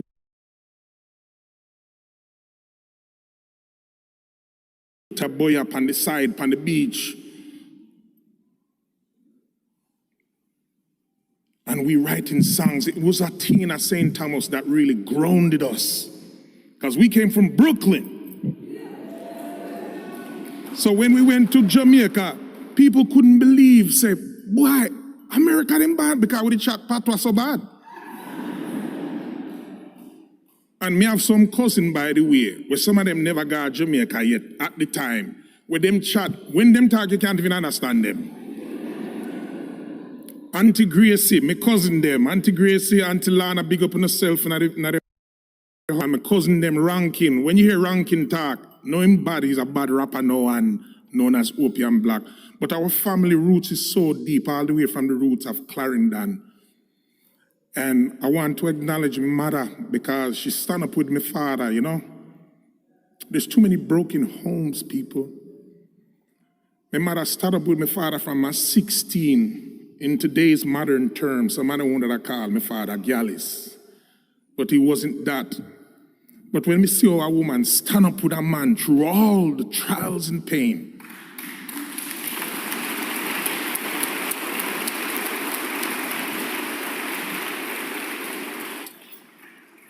it's not normal. I always tell my friends, and I love pop culture. I wear designer too sometimes. But the message in the music needs to come back. Beyonce always put out some songs. I can't wait to see her again. Maybe see her on the plane at the Special Olympics. But I want to see her because the songs we push to break up relationships and break up families so much. I'm so happy that the man that I've become and grown, I'm not the man that I am today. I wasn't that man. It took time and maturity. Men, we take long to get it right. And I just remember listening to a song where Beyonce said, to the left, She said, I can have another you in a minute. Well, I know. Matter of fact, he'll be here in a minute. My mother never do that. She grew up on songs like Stand By Your Man. And that's not normal. So I implore woman, don't be so fast for breakup. My brother, 7 children come up there.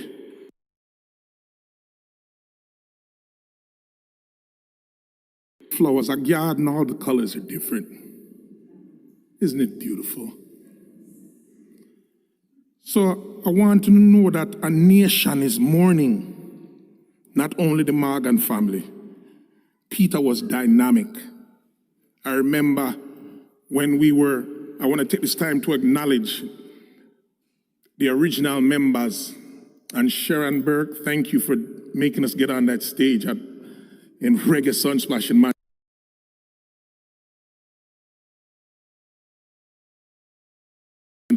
and my father take all our money and say it was like a Joe Jackson story. We annoyed our mother so much time. Me and Peter are singing at the backstairs on the 3rd floor. And there were so many people that took chances on us. Eugene Gray, Thelonious Monk Jr., Bobby Digital, King Jammies. The names are too much to name. And it's like when you think of Peter, you think of a priest and a prophet, that sometimes a priest and a prophet is never honored in his own house. And I want you to know and understand that Peter was one of those persons that brought clarity to Rastafari. A lot of times in the 60s and 70s, a man that say, Rasta, just Rasta. You know. But Peter was like, wait a minute, where's the data? What does it really mean? Let me declare to you the divinity of His Imperial Majesty Emperor Haile Selassie. The Rastafarian movement is not a religion. It is a liberation movement that make you think about uplifting yourself again, taking care of your body, taking care of your temple with a spiritual nucleus.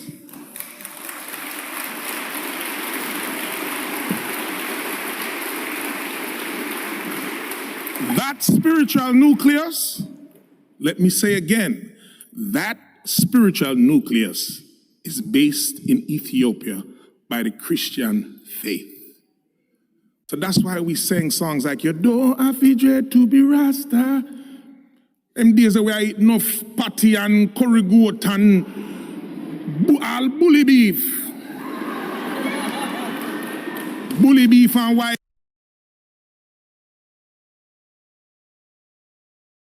righteousness. When the Rasta part came to us, we realized that, man, there's some bad stuff in there. So no better thank Rasta, thank Jamaica, thank the culture. So Peter was that guy that always always a dig, spiritually, and he wanted the truth. You can't say Rasta, Rasta. That's why I don't smoke ganja till this day. Peter never smoked ganja. Don't think talk about alcohol. If you come close and I drink alcohol to him, say, what that? He was that guy.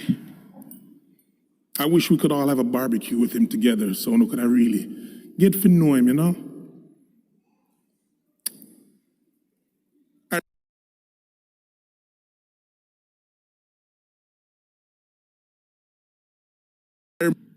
When I did the first one, I was afraid. I may say, who ever sing the first verse? And I said, rise up, man. We are Gramps, we are deal with. We were hard on ourselves musically. I remember my brother Junior, Clifford Branch, was so hard upon you in a rehearsal. We used to rehearse 16 hours a day in the hot sun in Brooklyn.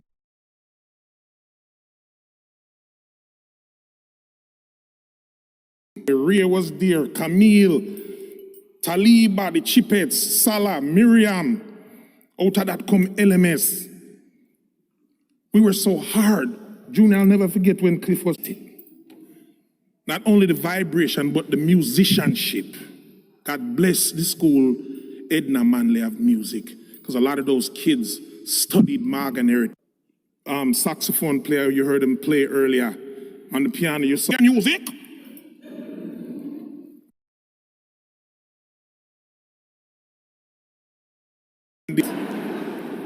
And pastor, and him say he heard my father talking on an album named Live in Europe. To it, him say follow those people, they know what they're talking about, me don't talk. Because we clothed ourselves in Christ by the way of His Imperial Majesty Emperor Haile Selassie I. That is the true teachings of His Majesty. I remember the memories of the work that we put in. My brother David Morgan, him love His Majesty so much, the man moved to Ethiopia never to come back. And guess what? Him not have dreadlocks. He was the original bass player of Morgan heritage. Our brother Jeffrey Morgan come from Olaba, not knowing a lick of English, not knowing how to play any instrument, but he was one of my father's sons. And he learned how to play the lead guitar to, we call him Jimi Hendrix. This is the history, people. And my brother Junior, Denry Morgan Jr., was the drummer. And trust me, I remember the stress and the headache and the lack of focus when we were sitting out on the front stairs waiting for our father to come. And Daddy said, "Oh, no, I can practice." Because we hear say, Daddy gone to a meeting in Manhattan and I'm going to meet with the MCA. So see, we are outside and wait for say, "Daddy, we get signed?" When him come out and reach out, I carry him. So no, go inside the practice. This is who we are. This is who the Morgan family is. It was that kind of regiment. 1992 was a journey. The touring musicians, I can't remember them all, but Neville Moulton, Con Mitchum Chin, Andre Bailey, we couldn't have toured the world without these musicians.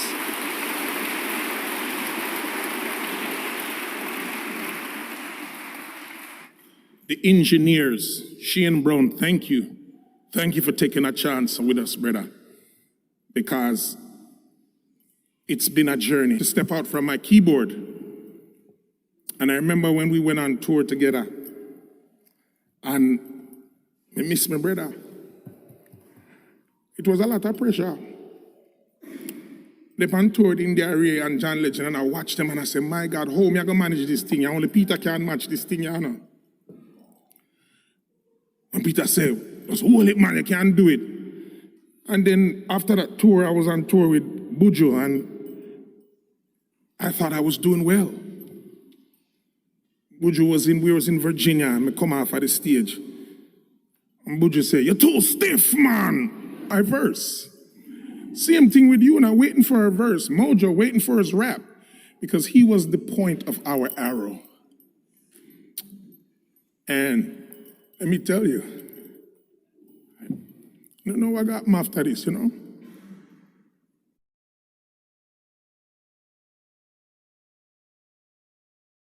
92 coming up. We called him the animal. Correct, sir? And then we met Thelonious Monk.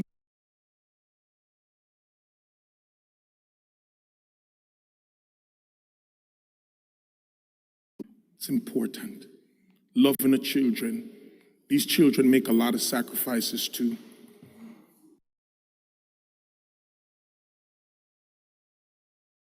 A lot of time we go on tour and the sacrifice that we make to build a career, it's not easy. Wives, girlfriends, and baby mamas, take it easy upon these musician artists, please. Please. Please. Because it's not easy. We go out there to sacrifice and establish our culture, our genre, and our country, Jamaica. I want to say special notice to Babyface that made us do our first dub plate. Because, just for making you know, we never know what dub plate we still him come, Babyface show up our yard at Cornelia Street and say, yo, no want some dub plate? I was like, what is a dub plate? Babyface, until he took out $600. And said, 300 a dub. I said, they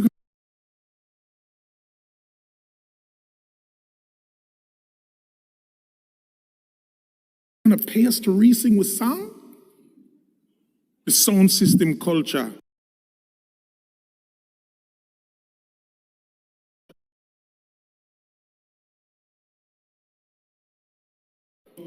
The legacy of Morgan heritage, carry on the legacy of my brother Peter Morgan and the Morgan family. We have a lot more coming. We're gonna carry on. He all the way in China. And he's doing an amazing job. Morgan heritage don't even reach yet. So the legacy continues.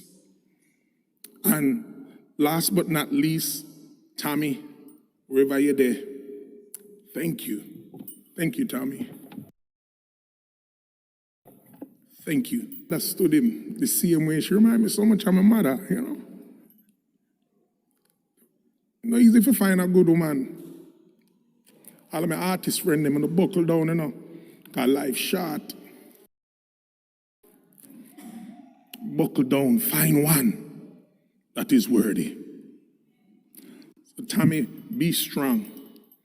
And I know you have to stand up strong and do the right thing and carry on with brother legacy. I want to close by reading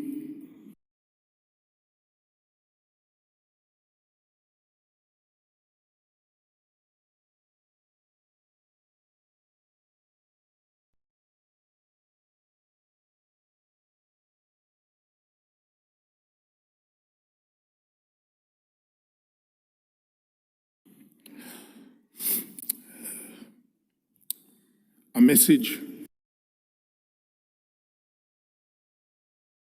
He got stuck in Ghana. This message is for my family. Mama used to say, when one member of the body hurt, the whole touched us all with his genuine love. From he was a little child, he blessed us with a gift of music. He took the role of leadership from a very early age, and he never let us down. We have been blessed with the presence of his pure soul. Let us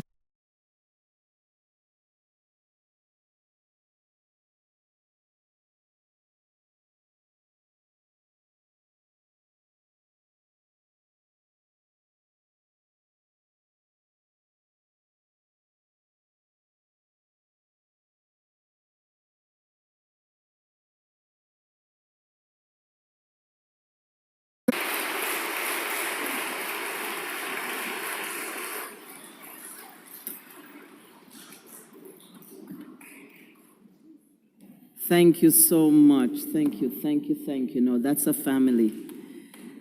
Oh boy. That's a family. Strong family. Big family. Nuff up. Big up yourself. All right. Yellow Man said, there's a beginning, there must be an end. If there's a rooster, there must be a hen.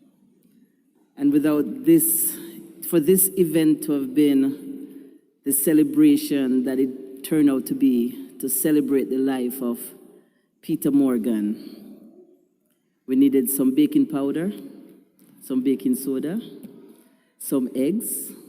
If we bake the main ingredient.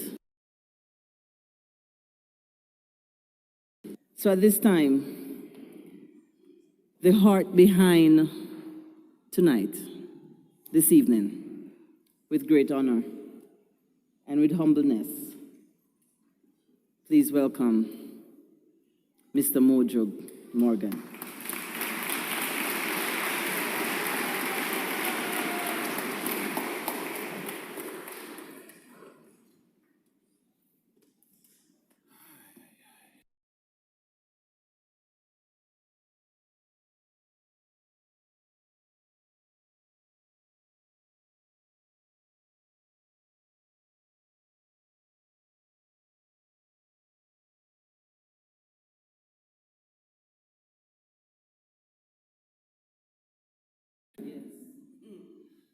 So we follow the divine spirit.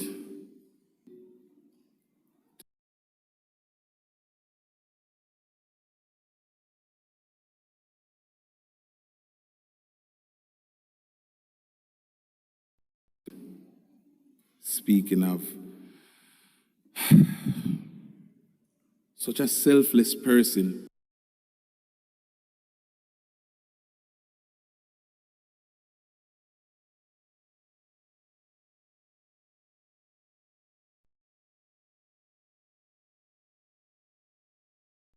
but this man was a very serious man.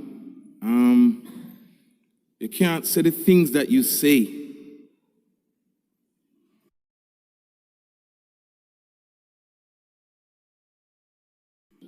Me smoke ganja, Gramps and Peter don't. And appreciate the love and support.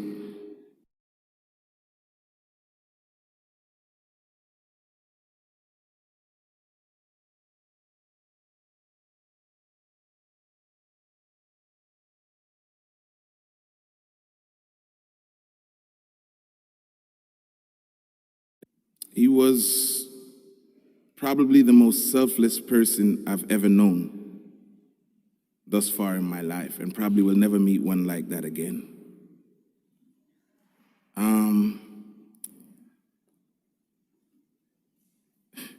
There's not much more to be said. I really would like to just say thank you to people that have extended love and support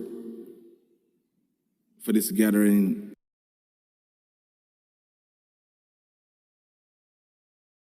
King he is. People like the Manu family, Peter Daly, the Commissioner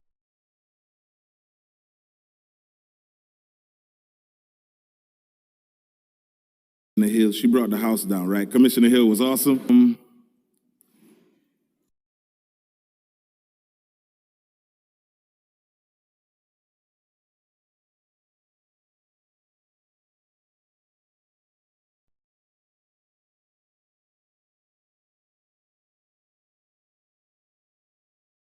Mother Catherine, you did it.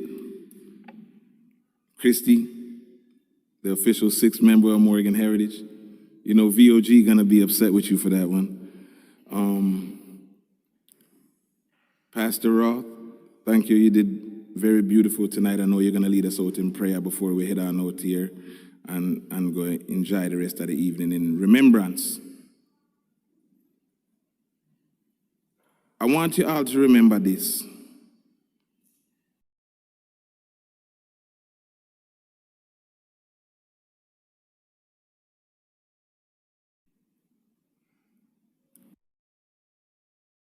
We're not going to remember Peter anymore.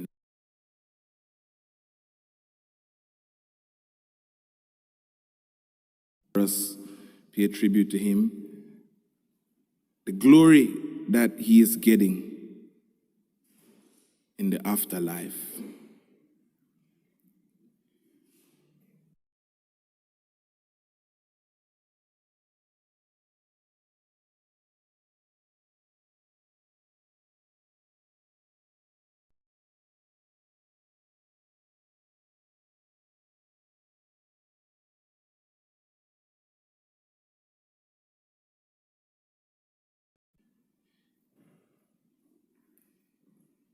Him said, enough soldiers rise and enough soldiers fall. And when they fall, the name is written on the wall. So we remember the cause that they fall for. But in death, there's no reward. Some will cry for a time, but life goes on, and them have to dry them eye. But I and I will continue with the struggle in this life and give thanks every morning to open eyes. Because to rise and fall,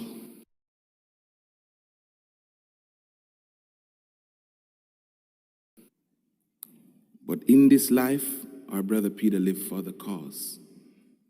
And we've seen the world Help us to make his name be remembered for I.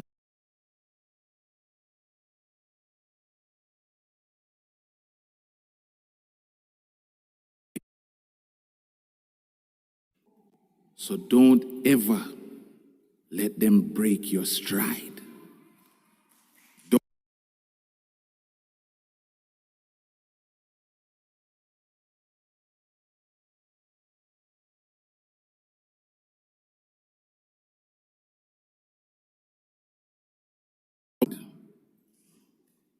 Do your work and be as your aunt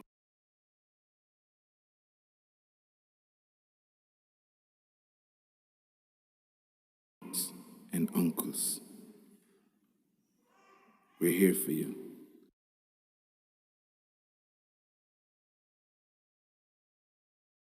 Lord, tell me.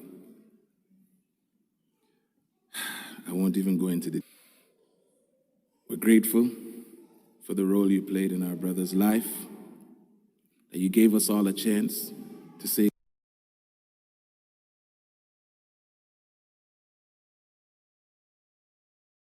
goodbye last days, to make sure that we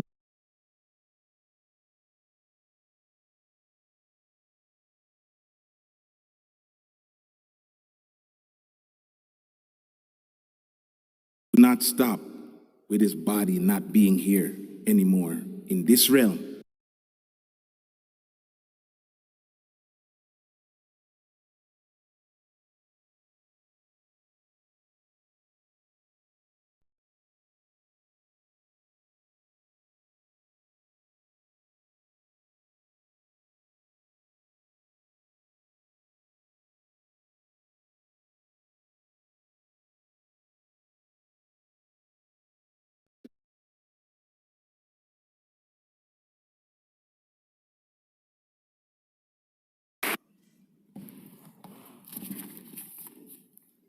St. John chapter 14, verse 1 to 6 says, "Do not let your hearts be troubled.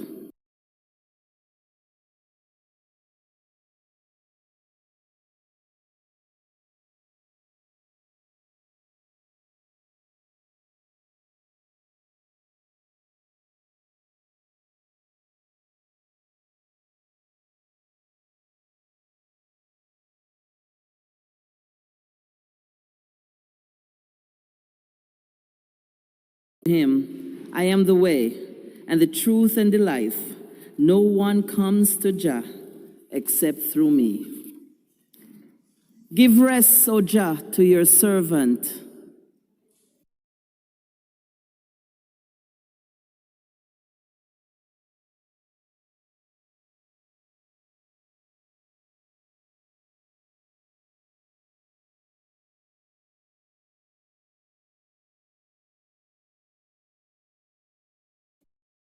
Of mankind, and we are mortal, formed of the earth, and the earth shall we return. For so did you ordain when we created man, saying, you are dust, and to dust you shall return. All of us go down to the dust.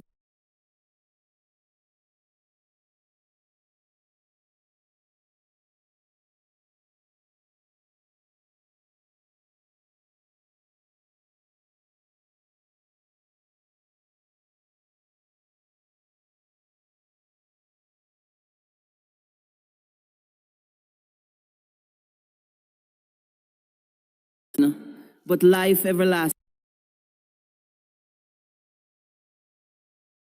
A child of your own heart, receive him into your arms of your mercy, into your blessed rest of everlasting peace, and into the glorious company of the saints of love and light. Amen. Will you all please stand right now?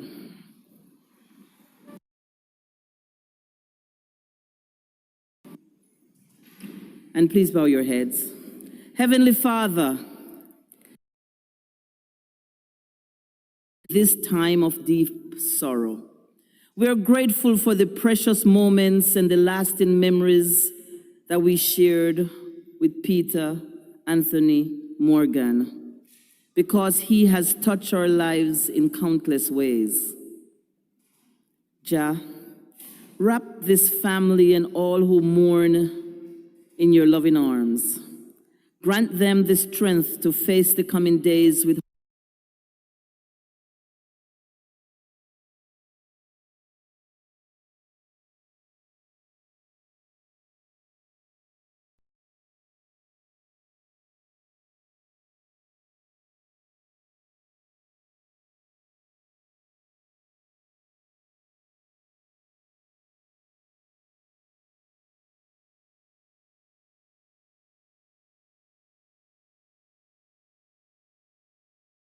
hope and courage. May landing help them to navigate the journey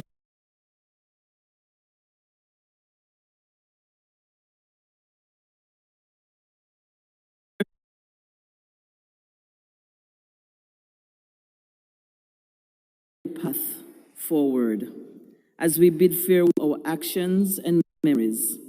Inspire us to live with kindness, to love deeply, and cherish each moment as a precious gift. In your loving name we pray. Amen.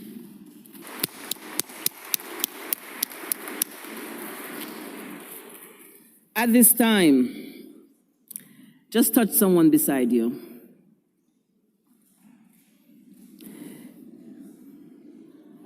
The Lord bless you and keep you. The Lord make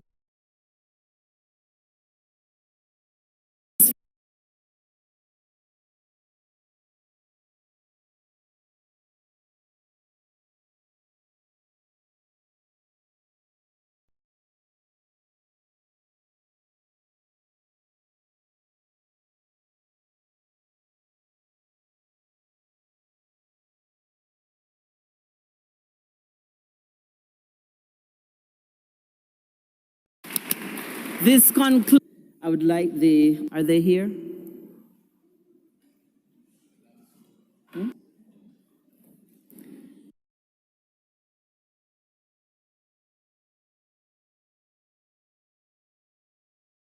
Oh, wow. Just remain. Oh, this is a good time. This is a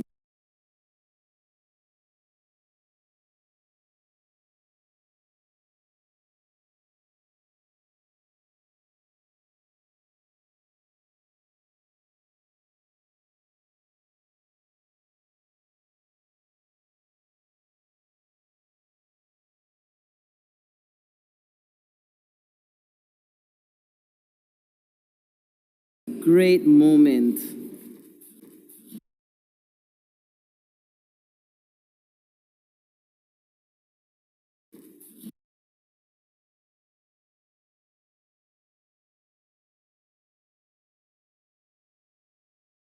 To see him very soon, right?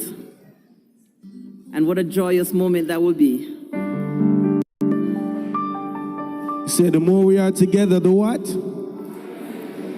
The more we are together, the more we are what? Yeah, man. Rest in love, Uncle Peter. We love you. One more time from the Morgan family again. The more we are together, the happier we shall be.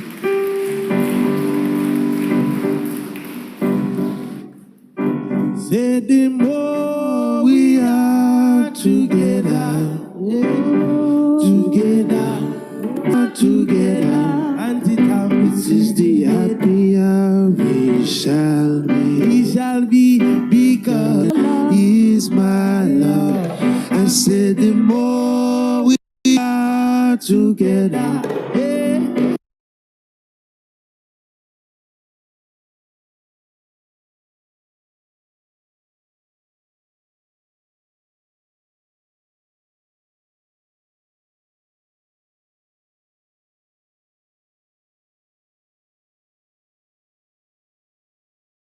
Love is my love. I said the more we are together, together. Oh, somebody know, together. Oh, somebody. He said the more we are.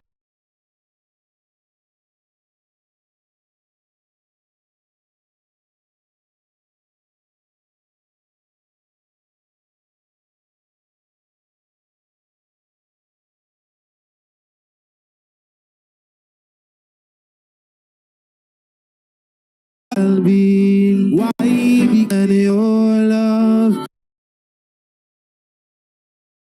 is my love which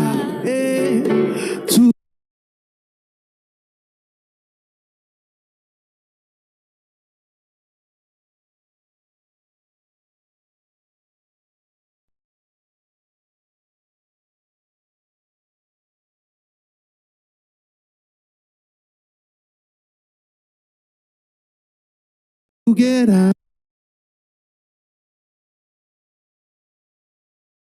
because my love is your love.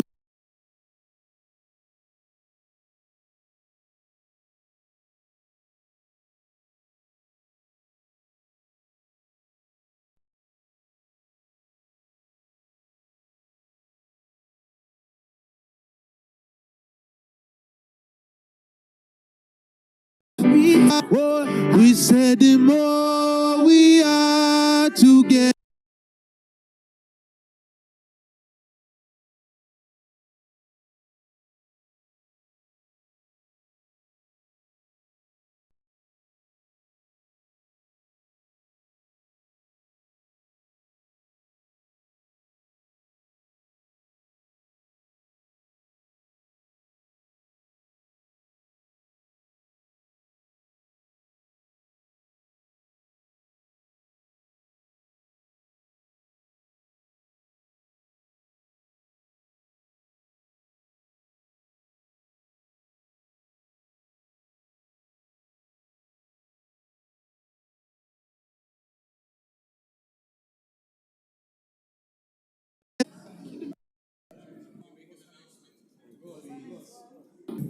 Please, could you imagine?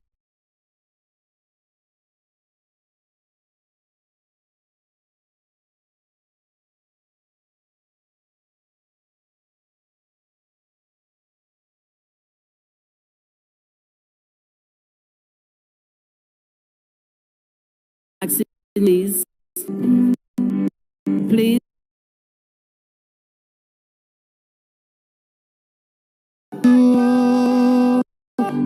Mighty open sky.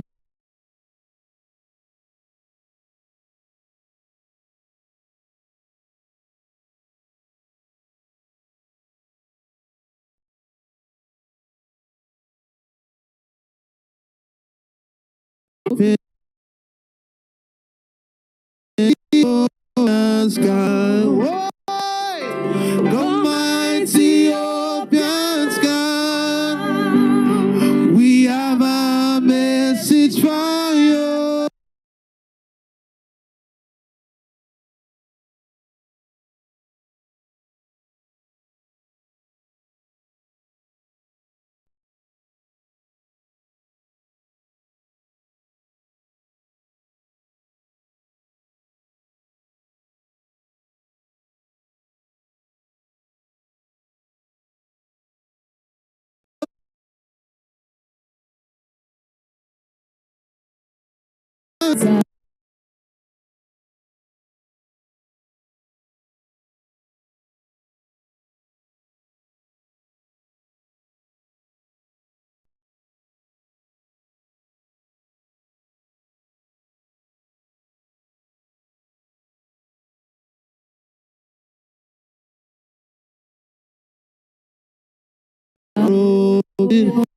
Zion.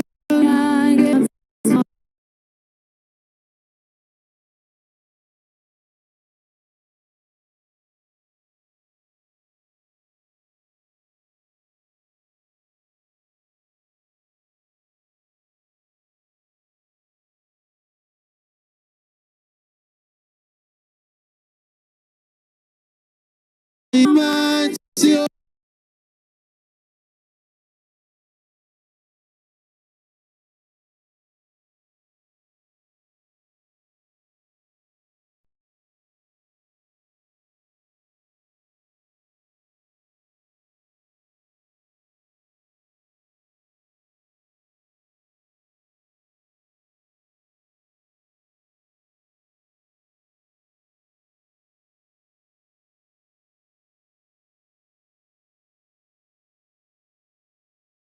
Come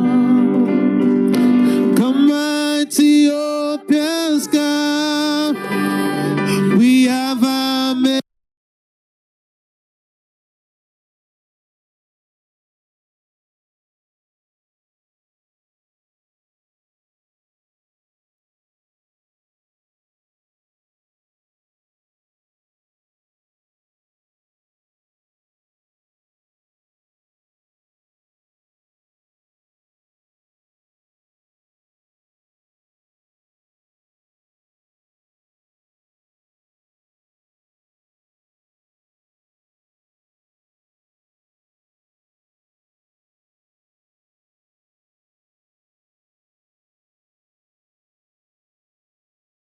message for you. Come mighty Ethiopians, come. We have a message for you. Ethiopians, come. Come mighty Ethiopians, come. Ethiopians, come. We have a message for you. Zion gates are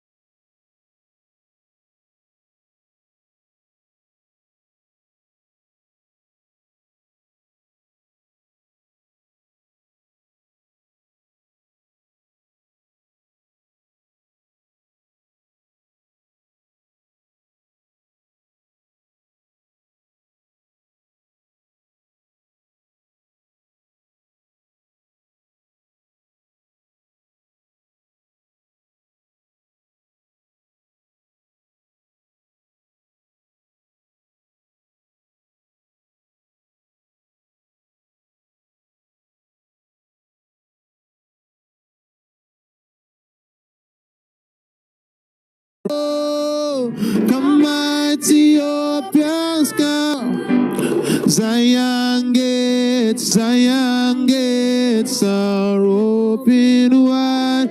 Say, come mighty Ethiopians, come. Ooh. Come mighty Ethiopians, come. We have a message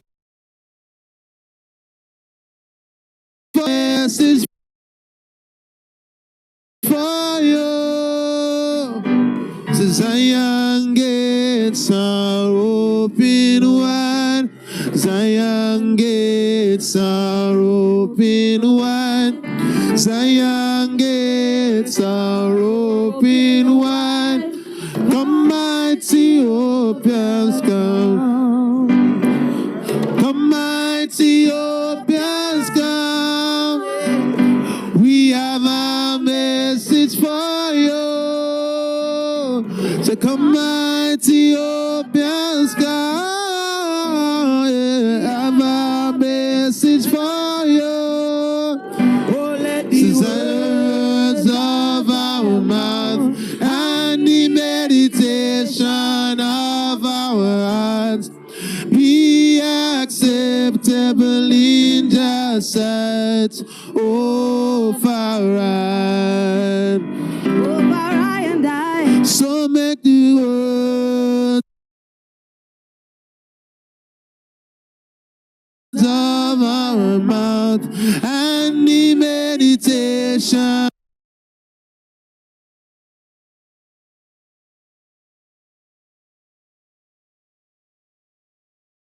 and the meditation of our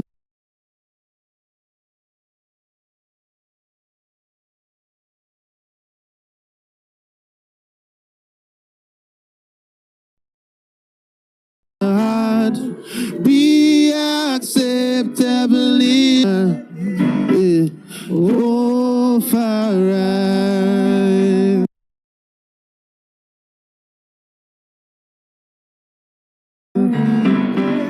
Oh Farad. When we say oh